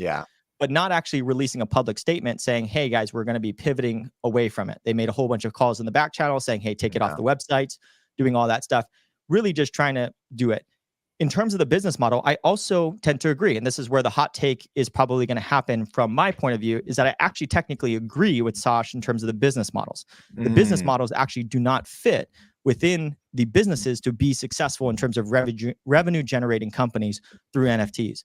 So the expectation of people in buying these NFTs or buying these tokens, they shouldn't expect like this huge like revenue increase, because it's not something that is sustainable for the business model to survive. And it is kind of a generation of a hype of like 2022 or 2021 that you feel as if like, oh dang, like let me get mine and everything like that, right? So like those NFTs minted all the way up to like 1 ETH, like 2 ETH, and people were like transacting on that. If we go into like OpenSea's volume for it, those guys ripped in terms of that. And then also royalties stopped like about like, you know, a few months after that. But at the same time, the way that they just communicated and they didn't communicate, or lack of communication, was the big issue that everyone's been having. There is like a huge like discussion that needs to be had about like what business model works in Web3. Right. And that's why I'm super thankful for it. But also at the same time, I don't like that his hand was forced and he put it out. I don't like that he raised 15 million and then like tried to do some stuff, but then like as soon as that happened, really not contribute to the space more than what the current meta was. It's like, hey man, like let's have a talk. Let's have a conversation, you know? And I will say this too, what people don't understand behind the scenes, and there's like a little bit of tea here, is that there was somebody that he confided in that also rugged. So on that aspect, his main advisor was also a rugger. So on that aspect, he probably also didn't have a very good guidance on that aspect of things, just for the fact that he was probably taking advice and then moving on, right? And probably got caught up in what we all got caught up in, super big emotional, but now he has like, when rubber meets the road, he's not bringing any revenue and he has mouths to feed, and he's looking at his team, and then he's also looking at you guys. He's going to choose his team 9 times out of 10, right? The way that he did it could have been better. What I'm super happy with is that he did this expose, because this is what a lot of builders feel, and that might shock a lot of people. So just wanted to kind of say that. Sorry for getting on the podium for a long time. No. I mean, it's a really important conversation. It's kind of sobering, right, to see his statement and also the what's happened with dimensionals. We talk about it. You know, gaming is a hit-driven business. It's really, really hard to find success here. I think that a lot of teams and games are going to struggle throughout the various market, obstacles. So, you know, I don't think that this is going to be the last that we see. And it's a case study in, you know, how to handle it, and there's lessons here, right? Clearly the way that crypto gaming is reacting to dimensionals and Sasha is very negative, so clearly they should have been communicating a lot better, and there's a lot that they could have done better. It's the expectations, right? It's the hype of it. Like, where I have a issue with is that some builders say they hate Web3, or they say that there's just traders and collectors, but they do things like this, or they create a specific hype thinking that there's like a very emotional response to purchasing something that isn't really coming for a long time, or hasn't even been coming, or doesn't even have plans to coming for like another year, or even by the time they get there, it's not even going to be built, right? So the issue is that we've generated a culture in which that people want future speculation and like hype over assets that are currently being delivered. When those assets are delivered, say NFTs, there isn't actually a benefit for those builders to give back to those NFT holders for the fact that it doesn't generate revenue consistently. So now they have to kind of do this balancing beam approach of, I have to give back to the holders, but at the same time, I need to make revenue. And so there's this kind of constant struggle because the holders are going to want you to always give value back to the value in which that they created already. Right. Builders technically don't need that value anymore. So they're like, well, I'm kind of measuring it now. It's like, well, I need to make revenue to keep on building it. And then they have all these conversations of like, well, if the game is successful by proxy, these should go up, but the game isn't ready for another 2 years. So then there's like this kind of like tension that there's this inner turmoil between communities that they just start going at each other's necks, which you see currently right now with ISOBeast and Sosh saying, cares about revenue. I care about holders because you promised me something. What's going on? Who's wrong in that opinion? That's what the discussion is, right? It's really funny. I actually watched John's video on Illuvium. If you guys haven't seen it, he dropped that yesterday. Yeah, it's like 33 minutes. I want to watch it, but it's a long. Yeah, long I watched it on the plane. I paid for Wi-Fi so that I could watch it. Yeah, Jawan. Shout out to Jawan, by the way. And he talks about he's like, is this a Ponzi? He's like, I like to think of it in a different way. He talks about like his bucket model, and basically it's like, you know, the revenue that a game can make, right, all goes into a bucket, right? And then you have all of the costs of running the business, the live ops, the staff, the team, the developers, everything that costs, you know, to run the business and the game. And then you have all the people that put money into the game, who in crypto gaming, there's a lot of like us that come in and we want to earn, we want to speculate. We think that we can buy these NFTs and then earn money. But if everyone is coming into the ecosystem with this expectation of profit, but there's not enough profit to go around because one, the cost of it, and then two, not everybody can make money, then you're right. You have that, those expectation debt and just misalignment of incentives and expectations. And it's just not going to work out well. It's really interesting to me, Peyton, to see the reaction of crypto gaming to this story. I think some of it is over inflamed, but it's a very inflammatory drop.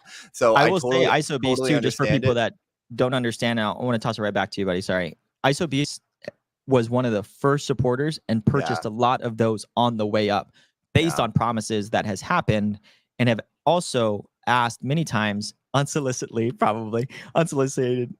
advice. Like he just was just straight up like saying, this is how you should do it. This is how you should revenue.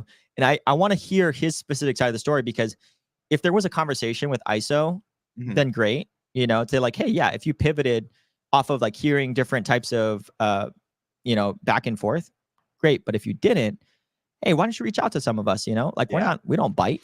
You know, well, so I think I guess now they are, but I think there's so much of a case study here, because my perspective on it is that it feels like Sasha McKinnon was, you know, a gaming industry veteran who came into Web3, and believed in the space. He talks about that at the end of his thread. Like, he still believes in the promise of what blockchain can do, but being a traditional game developer was not ready or prepared for the uphill battle that Web3 ended up presenting. But real quick, I just want to kind of go to the reactions of the space. You know, Graslow had the take. Sorry, we thought Web3 TLDR of the post, and if you read it, it does kind of like read this way. Like, we thought Web3 was going to be easy. It wasn't. Winterfire has a good TLDR. Web3 gaming community, Web3 community sucks. Everyone hates them. Can't make money. Okay, thanks. Bye. I mean, that is a little bit of the tone of the post. A little bit of it is he's trying to explain kind of what happened and their experience. But some of it does kind of seem like he's lashing out and, kind of complaining about, how hard it was. Loki, Right. shout out to Loki. He had tweeted out like kind of crocodile tears. That kind of seems to be the first reaction to the post. A lot of people being like, oh, like Web3 is hard. I want to reiterate my general take. Like, building in Web3 is really hard, right? And, we saw that their early business model and assumptions were quickly invalidated as the market turned. And one of the, I think, key takeaways for me from this is timing. Timing is everything, right? And unfortunately, they launched in a period where NFT hate was like at an all-time high, right? For streamers and gamers, right? I do think that we're seeing that shift start to turn. Shout out to Graslow. Parallel is a great example of, an NFT game that people can stream and doesn't, is trying to change that narrative. I think Off the Grid will be a huge driver and catalyst for that change as well. But also, obviously, when the royalties kind of changed, they were a victim to that. Right. And they just weren't really ready for the uphill battle.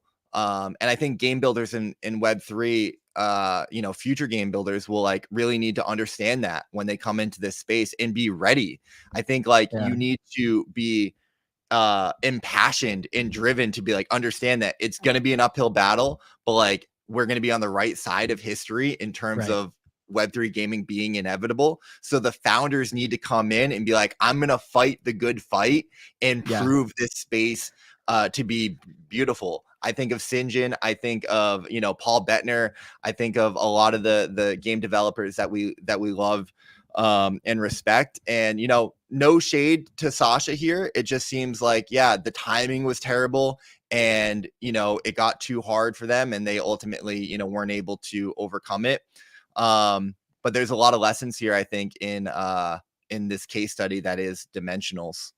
Yeah, there is a lot. And I think one of the questions that I might have for chat, and also a question for you, I want to toss it back. And for anybody that's maybe watching this as a post video, it is, whose fault is it when it comes to like this specific thing?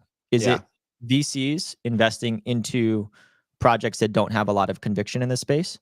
Or is it, we have always like this kind of look back bias of like, oh, dude, yeah, of course that wouldn't have worked.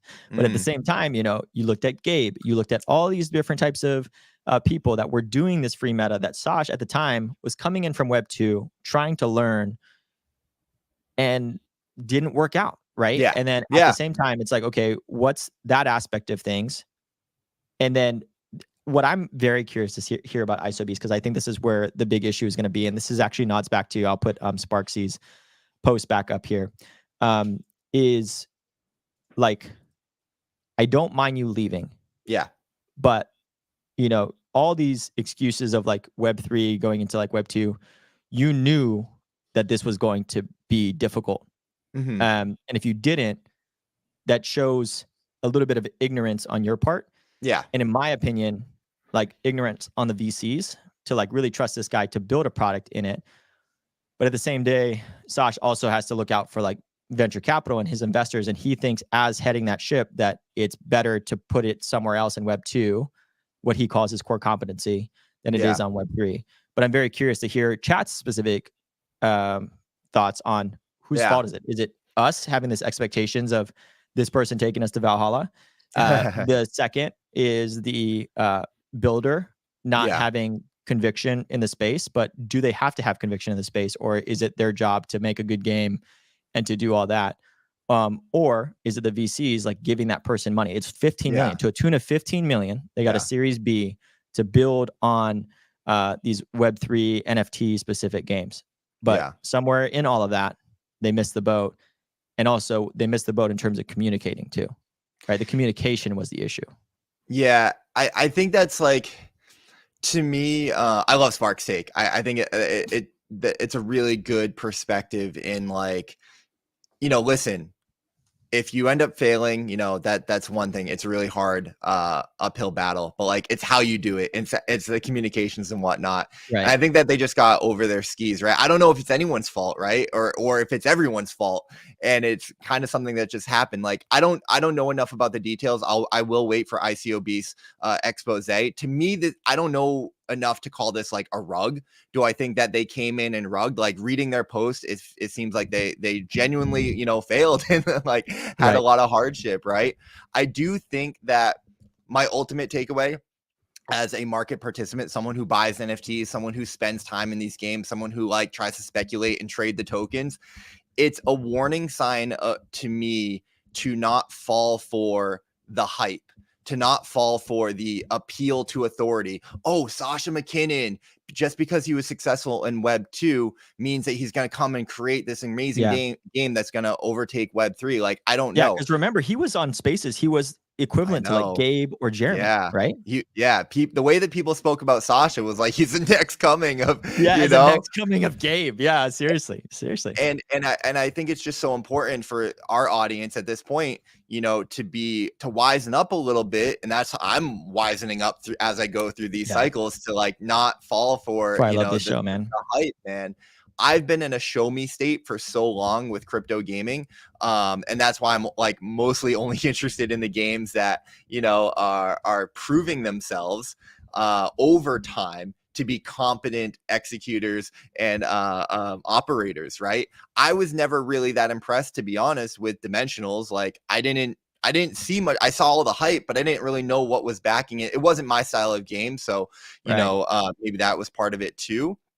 But it is something that I think, like, you know, you have to build conviction in these games, but also hold them to a higher standard. And I think that we need to hold the games to a higher standard. Yeah.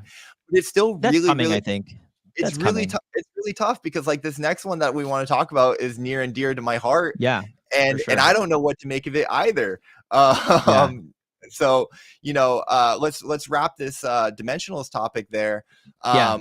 I mean, we'll see. I'm very curious to see what ICOBs has to say. To Spark's point, maybe Sasha's whole post is just like what they think is going to play well, you know, to the audience.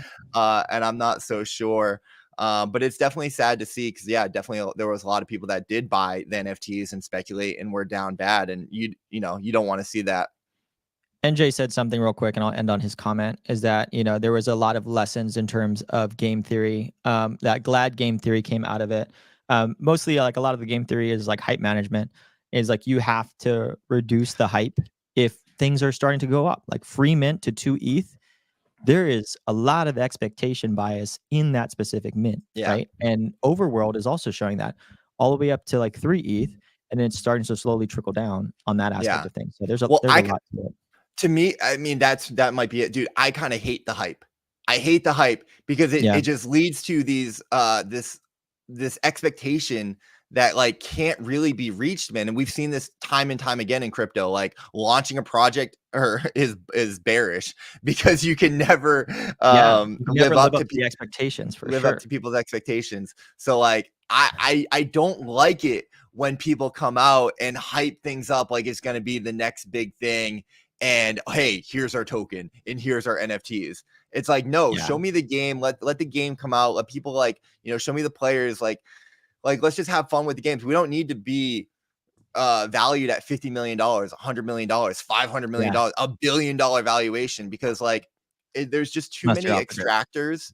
There's too much extraction in our industry, in our space, and like people are continuously getting hurt by it, and it's holding us back ultimately. So I'm very, very weary of like all the hype that comes in, and you know, as a content creator, is a battle royale in a lot of ways. If you think about it, like there's only one that really wins at the end. Our space is PvP, you know, and like, and we need to get away from that if we're gonna like ultimately grow. Well, have sustainable business models. Me and you are definitely trying to build sustainable business models for our own brands, and you have to have realistic expectations of what you can and cannot sell, because it's you know, so to Gorilla's point, flip and you'll love the hype. I know, absolutely. Like guys, there's the degen side of things where, you know, definitely get your money, choose rich, you know, have fun, right? Like I want people to win. It's a constant battle, dude. But like eventually someone is left holding the bag, right? And if it's a team and it's a game studio that we want to win, that like we're rooting for, the hype can hurt you. The hype can hurt you, right? So Yeah, I don't know. With that, let's move on to this next topic because it's semi related.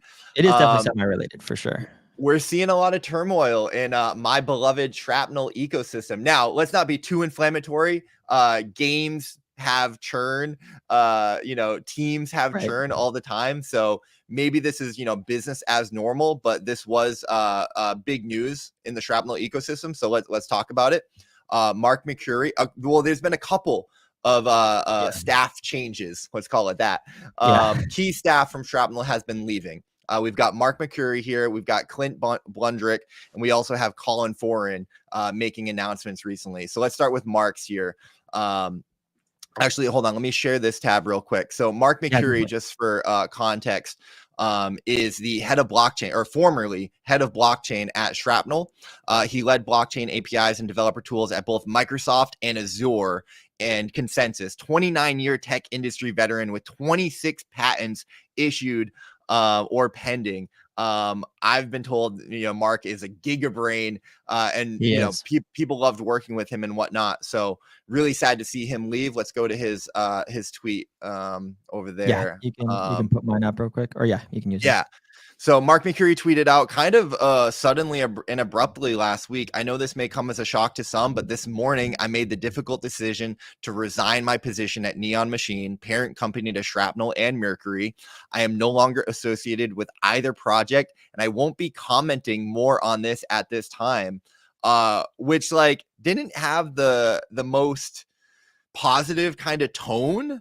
I'm no longer associated with either project, and I won't be commenting. Seemed kind of abrupt and very short.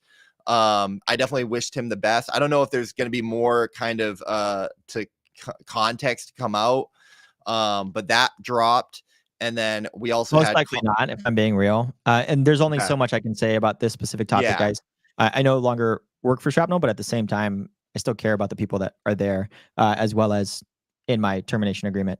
You don't have to be like super positive, but I don't definitely want to speak ill will of the company that was hiring me and gave me an opportunity. So so I don't, and I don't even want to put that onto you, Peyton. But let's keep moving through this here. So next we got Colin Foran. Colin was the head of game at Shrapnel. Emmy award winning, buddy. If you want to put the website up.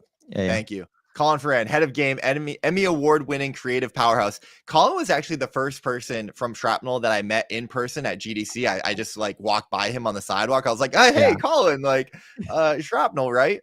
So Colin tweeted out, let me share the tab here. A week ago, I decided to leave my position at Shrapnel, but it's okay. The last few years were spent not trusting my instincts, and I'm no value to anyone if I don't trust my instincts. Time for something different.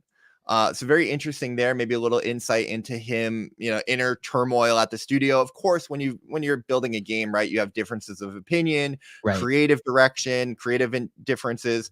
So, seems like, he maybe had feelings that you wanted to go in one direction, then, was maybe being pulled in another direction. I'm not really sure. Again, the story there. Of course, everyone's saying, really sad to see you leave. It was great working with you. So again, seems like a lot of really great goodwill over there. Mark commented, it was great working with you. Sneaky Shay, Alex, of course, literally one of the most rad people I met at Shrapnel. Can't wait for what's next.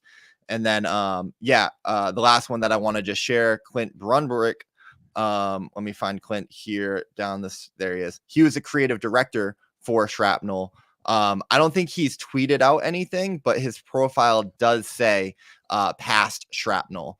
So it seems like Clint, the creative director there, has also left Shrapnel. So wanted to report that to you guys. Matt DeFi is slightly concerning, but wish them all the best moving forward. Jaxie saying, he's a little salty. Radio silence on the Discord. Happen to have a good friend there. I don't know what's going on. I did talk to Saigo and in our team chat, and he said, hey, that's, this, we just saw the news too, so I'll let you know when we know more. Maybe this could be signs of inner turmoil at Shrapnel, and where there's smoke, there's fire. I don't know. I love Shrapnel, the game. I love the team. It's by far the game that I've enjoyed the most and like pretty bullish on. Of course, token and NFTs are down a little bit, so there's like I'm continuing to learn as a market participant. Even if that stuff is down, right? I still really enjoy the game and like look forward to all the STXs. And let's not be lost on this point, guys. Still an incredible team over there, right? You've got 100%. Don Norbury, you've got Mark Long, of course, Calvin and Arun and Dave McGann and Dave Johnson, right? Or Jeff McGann, sorry, and Dave Johnson are just incredible.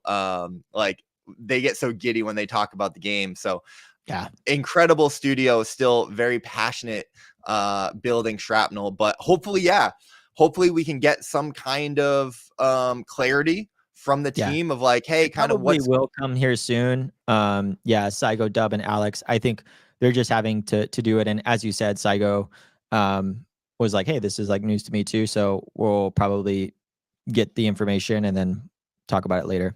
And so if you are hearing radio silence, Jaxie, I can ping Dub, but I'm guessing he's also ordered to probably frame it. There has to go through some specific legal stuff, so a whole bunch of things. So I've always, Shrapnel's always been crypto native, so I would expect and anticipate them to share.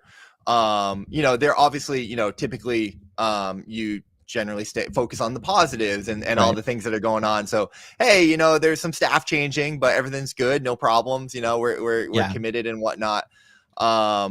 But yeah, still a little, concerning when you see kind of those announcements come through. So not sure what to make of it. And I know you're making sure that you don't put me on the spot, but I also owe it to the community too. Is like for me, like that aspect of like seeing 3 C-suite of executives lead, that is concerning. Right. Yeah. In some capacity.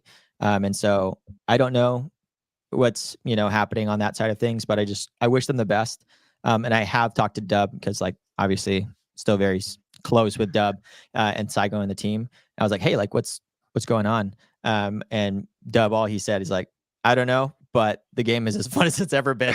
Yeah. Of course, Dub's still living his best life no matter what, man. Honestly, there is something that I was super excited about for Shrapnel before I left, and Dub and I talked about it, and I watched it, and I was just like, oh, that's freaking sick.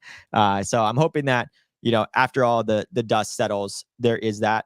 What's the crazy thing about this is that if they can just make it to off the grid, if they can make it till off the grid is like released and, people wanting exposure to some type of token that is related to a shooter, and then you see a game that is below a 50 million market cap of that high level that has raised more money than currently all the tokens and NFTs probably combined. I don't know. There's just something to say there. That's not financial advice, but like it's low right now. Yeah, I think Jaxie says well. Is like I'm not worried about it, to be honest, and I'm kind of in agreement with you. I think that this is very likely could be just normal business operations in the gaming industry, right?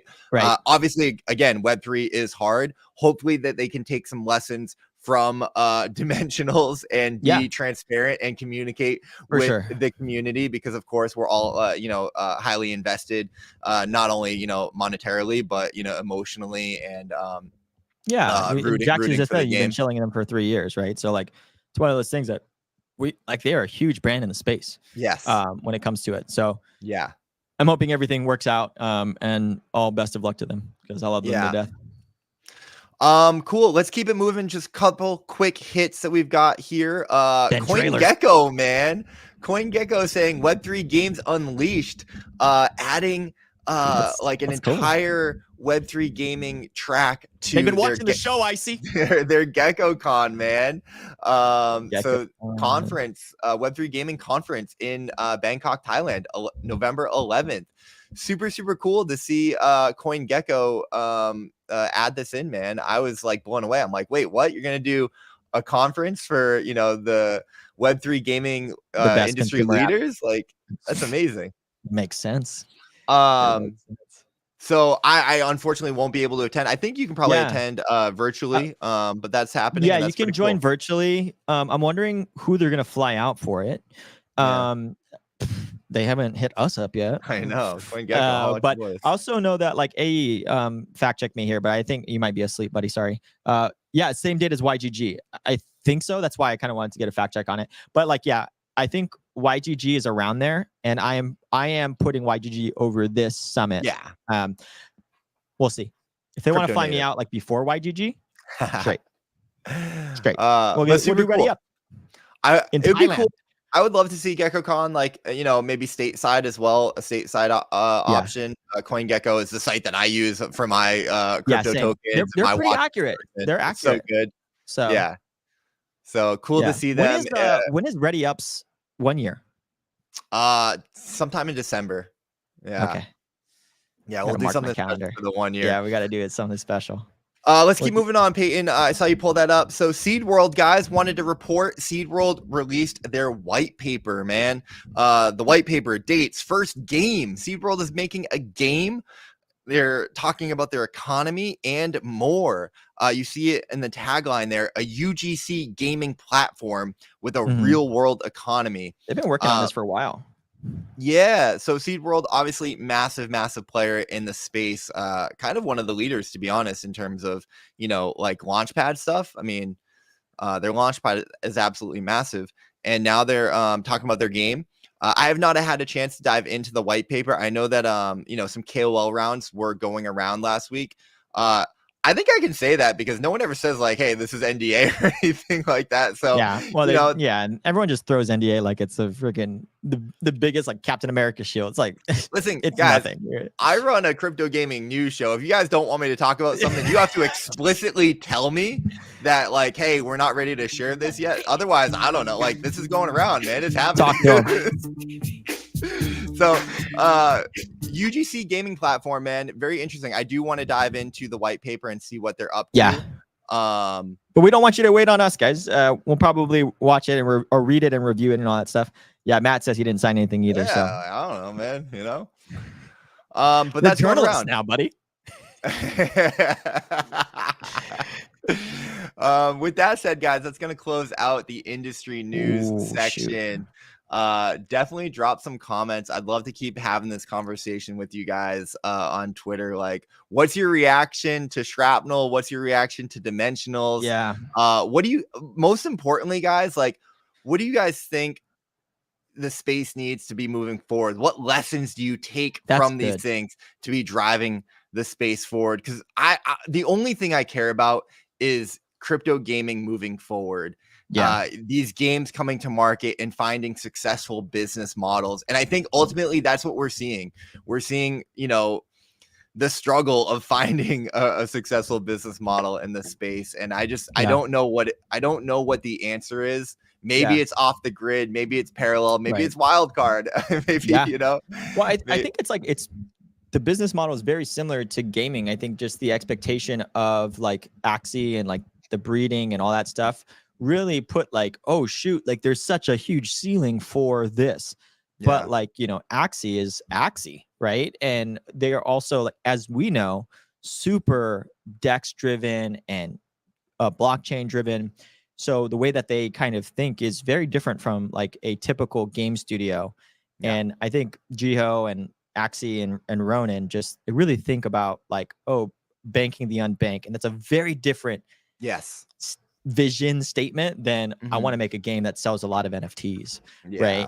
And that's just, in my opinion, I think that's where kind of the rubber met the road. And so we'll see. I think that just the understanding and like, what if NFTs were $1?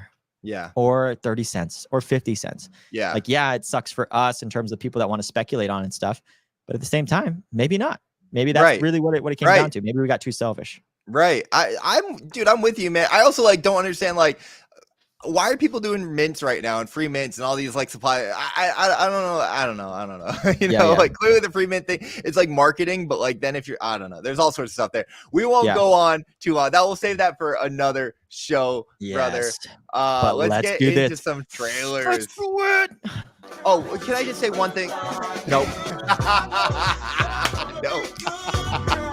Dude, Peyton dancing. Peyton's got the moves, baby. This arm, dude, I'm kidding. What were you gonna do? What were you gonna say? Get you into Vegas, Joxy, I'm trying to get to the next segment, buddy. I'm trying.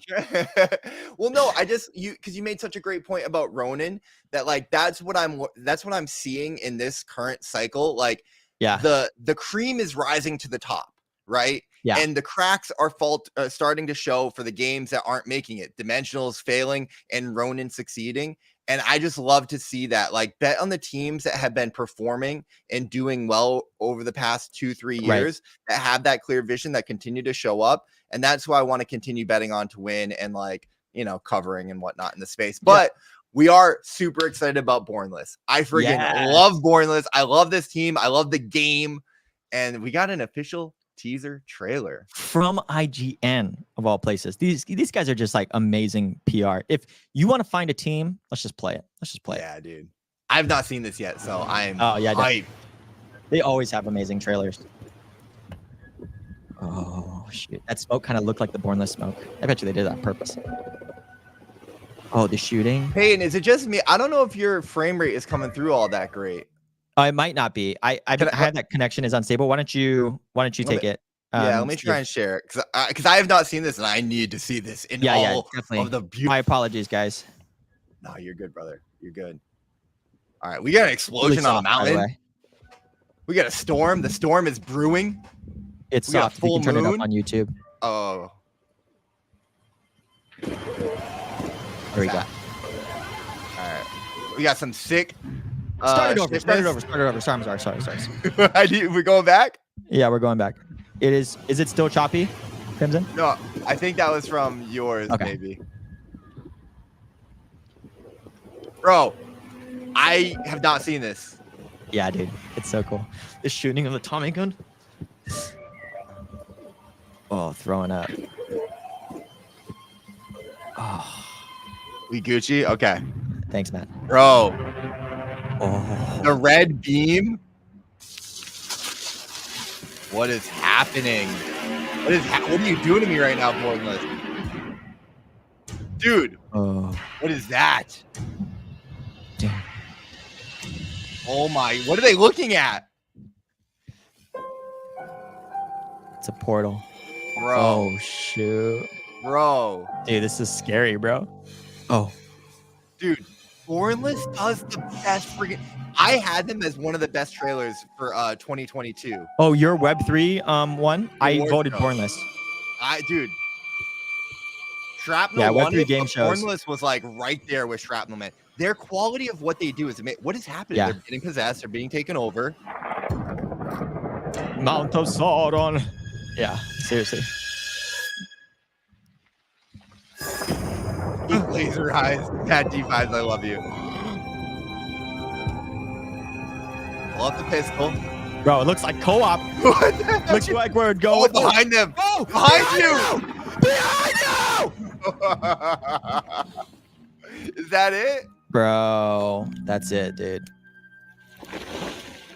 Well, K, you're going to have it. Wish now on Steam and Epic Games. Give me the game, guys. Give me the game. I want to play. Give it to me. I want to give it to me. I'm worth it. Yeah, it looks like Men in Black and all that stuff, but it's kind of like it's kind of set Mount Doji in kind of a how should I say it? It's set in kind of like a set like 1900s type of thing. It's like Tommy guns and all that kind of stuff, like Car Night, all that stuff. Oh man. All right. So my rating, I mean, they didn't give me much. They gave me a lot, but there's not much beyond that. NJ, they do have gameplay videos. Go check it out on Bornless. Here, while you do your rating, let me. Yeah, as someone who has covered Bornless for the past 2 years, I've played a bunch of their play sessions. It was slow. It didn't tell me much, but the quality was like there. And I did not know that this was on IGN. 88,000 views. You love to see that. Really want to see a gameplay trailer for this. The spider at the end got me. I'm looking at a bunch of the comments there. Thought the title said the boneless effort. That's funny. Yeah, man. I mean, I wish that it gave me a little bit more because I want to put it in the 8s. but like it just didn't give me enough to get into the 8s. But it's like such a strong 7.8 for me. It's such a strong 7.8, huh? Yeah. I'm going for it. 8.5. 8.5. 8.5. Dude, it's just like their storytelling is some of the best, and it's a real storytelling. It's not like this kind of like fake of like, I'm gonna get all the CGI that like it leaves you with mystery. It leaves you with like this kind of longing to want to know about this world of like what's going on, how the spider got there, what was the ETH eyes. There's so many things of like longing that leaves you with, but at the same time giving you a satisfaction of like, you know, a thrill and everything like that. So I don't know. From a videographer standpoint, I liked it just because it tells a story versus, you know, all this beautiful stuff. But this is a little bit of the NJ, this is a little bit of the gameplay, but it's like super scary. It's like it's a lot of fun. We played it at like Wolves for a long time ago. They've been building the space for a long time. It's a really cool take. It's like a co-op battle royale, but with like PvE elements as well. There's these like monsters that can, you know, chase you down, and there's some like aspects where you collect the urns, and then you can summon the demons, and it's built in Unreal Engine 5. It's beautiful, right? It's scary. It draws you in. It's one of those games where I just want to play back to back to back. And I love the team there, so I'm excited for Bornless. Jaxie, it's such a terrible take. I usually respect your takes, buddy. Valent saying 9 out of 10, 7.8, no gameplay. That's fair. Yeah, there's no gameplay. There's, you know, there's a lot. Matt says Sash from Dimensionals appeared behind them. That's terrifying. A day out. That would have been a rug. That would have been a rug. Oh, sorry. I'm too laggy, so let me send you this. I've got it. Yeah. Okay, so we did want to look at some of the gameplay trailers from Raven Quest. So let's take a look at this. Let me go all the way back here. Conquer the Rift. Conquer it. I mean, the reason why I wanted you to show this is because like it really showed like graphically it's not like technically like impressive, but at the same time like the amount of things in it, that's really cool. No, I like this, man. The way that you described the game with like it kind of being, you know, RuneScape-esque, you've got all the questing and everything in there, but the funness of the game. I mean, this tracks, man. It's a vibe. Early access begins today. Today, ladies and gentlemen. No, August 29th. 10 days. Yeah, that's what I said. August 29th, guys. 10 days. 10 days. Breaking news 10 days from now. Dude, I'm gonna get a second camera where it's the Osmo Pocket 3 and it's gonna do face tracking for me, and I'm gonna you're gonna be able to see me off screen, buddy, just falling off of things. And the last one that you wanted to do is so for me for me like gameplay wise like 7.1 but at the same time I'm like a 9 out of 10 on the game.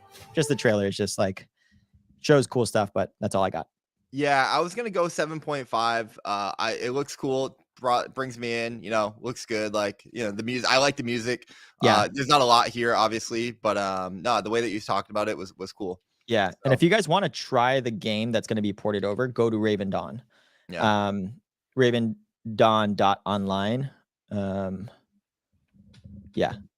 So and then last but not least, man, we wanted to share WAGMI, man. WAGMI's cooking. You know, you gotta pay respect.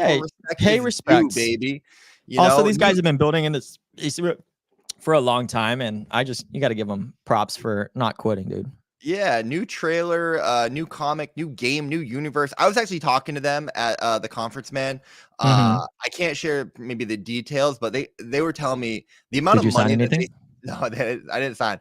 But the amount of money that they put into revamping the entire game from scratch was really impressive. Like I respect their commitment to the quality.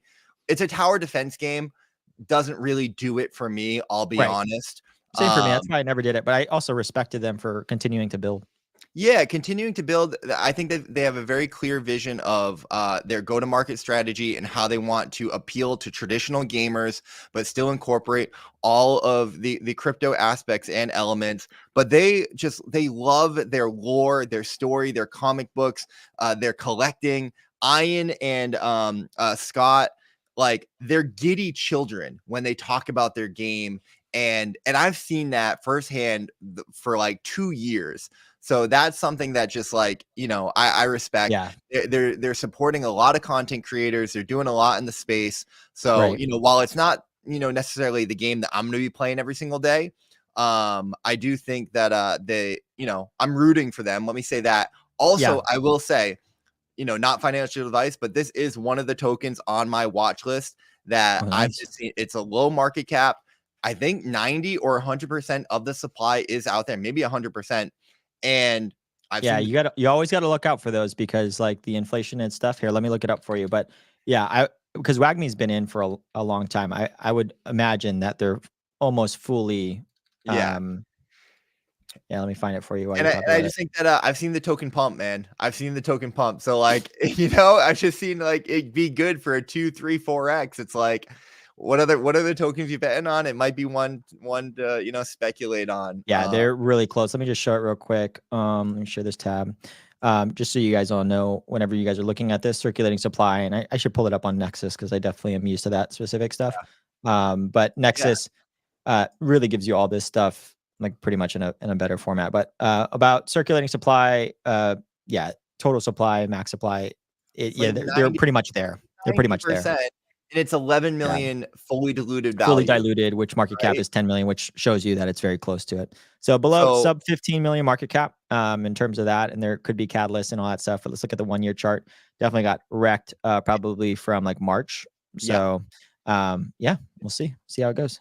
Yeah, definitely approaching like all-time lows, which again, a lot of altcoins are.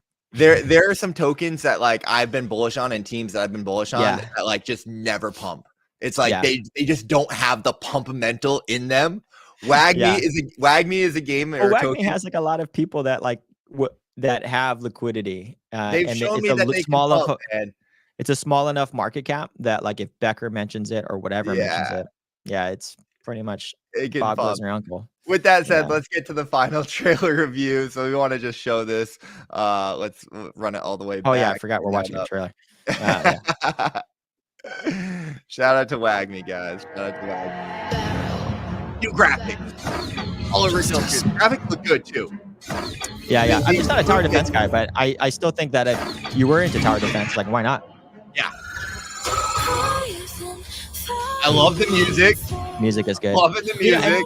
And kudos to them on not like really trying to like lead into like a those 4X specific trailers that we talked about in GameFi of like, oh, this is like the game and it's not really. No, this is what you're getting whenever you jump into the game. So Gaspode is somebody that I highly respect, and he has been a advocate for WAGMI for a very long time. Yeah. And hot take, guys, I've never played WAGMI. So maybe me and Icy can get in at it. But yeah, Jaxie, hey man, I've never played this. If you want to play it with me, hit me up. We can go one-on-one, mano to mano. Okay. Very cool. Cool. If like they have like all these assets like rigged too, like they can like, definitely I just love anime. I just want like a really good Web3 anime, Dude, Winter Free. Like Gaspode is like so underrated in my opinion. I love that guy to death. And I think he's just somebody that's really amazing. So and him affiliating with the brand, that's always been something for WAGMI that has saved them from me, at least, because I'm just like, dude, Gaspode is somebody I highly respect, and he's playing it, and he's an ambassador for them. That's what's important for like having a really good ambassador that like other people respect. And Gaspode is somebody that I highly respect. Here's the thing. I think they really struggle from like, I need to tell this to them. I know other people have told it, so I'm like, I don't need to say it, but like, if they rebranded the name, I think it would do well for them. Like DeFi Mons rebranded as Spellborne, and like Spellborne is amazing, right? Yeah. I just think the WAGMI, it doesn't do them justice, I think. Yeah. So I think if they rebranded the name, it would go a long way. But for the trailer, 7.8 for me. I love the music. Nice. I would agree with you on that. Like definitely, I'll agree with Jaxie. I think we can all meet here. 7.8. You got some cinematics. You got a bunch of gameplay. They got the trailer. Trailer was well done. They're out here, boys. They're out here. Yeah, WAGMIverse, man. Yeah, for sure. I'm definitely not a hater. And last, I'm a hater on their name. let's close the show out, guys. Alpha of the week. Peyton, tell me about your stream, brother. 3 years in Web3. What you got going on, brother? You kidding me, baby? That's why you call you Ice, brother. No, it's gonna be a good time, brother. So on Friday, here, let me pull up my tweet. I have it somewhere in here. Okay.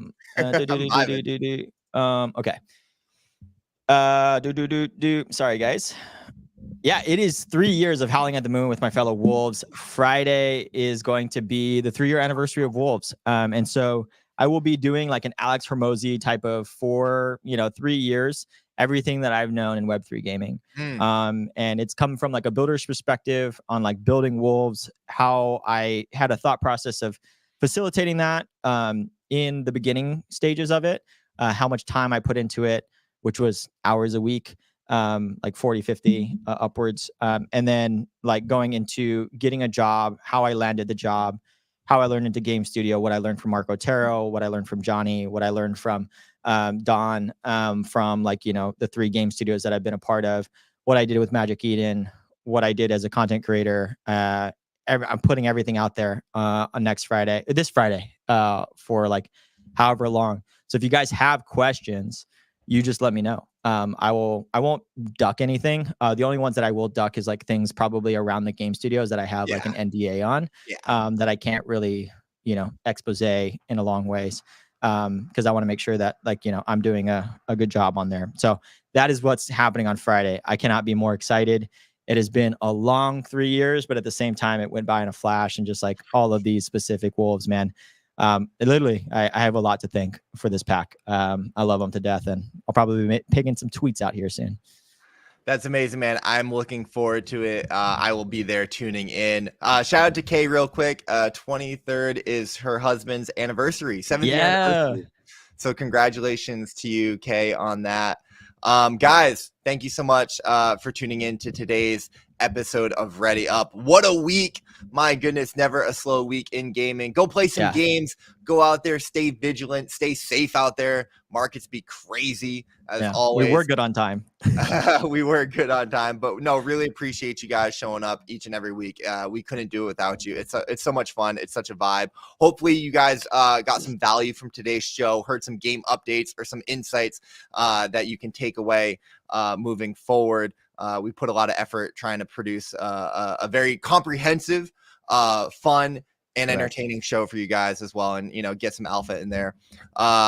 Ready Up each and every Monday. Congratulations to the winners, and final thank you to OpenSea and Honeyland for making the show possible. Peyton, I love you. I hope you have a great week, buddy. And we'll see you next Monday, guys.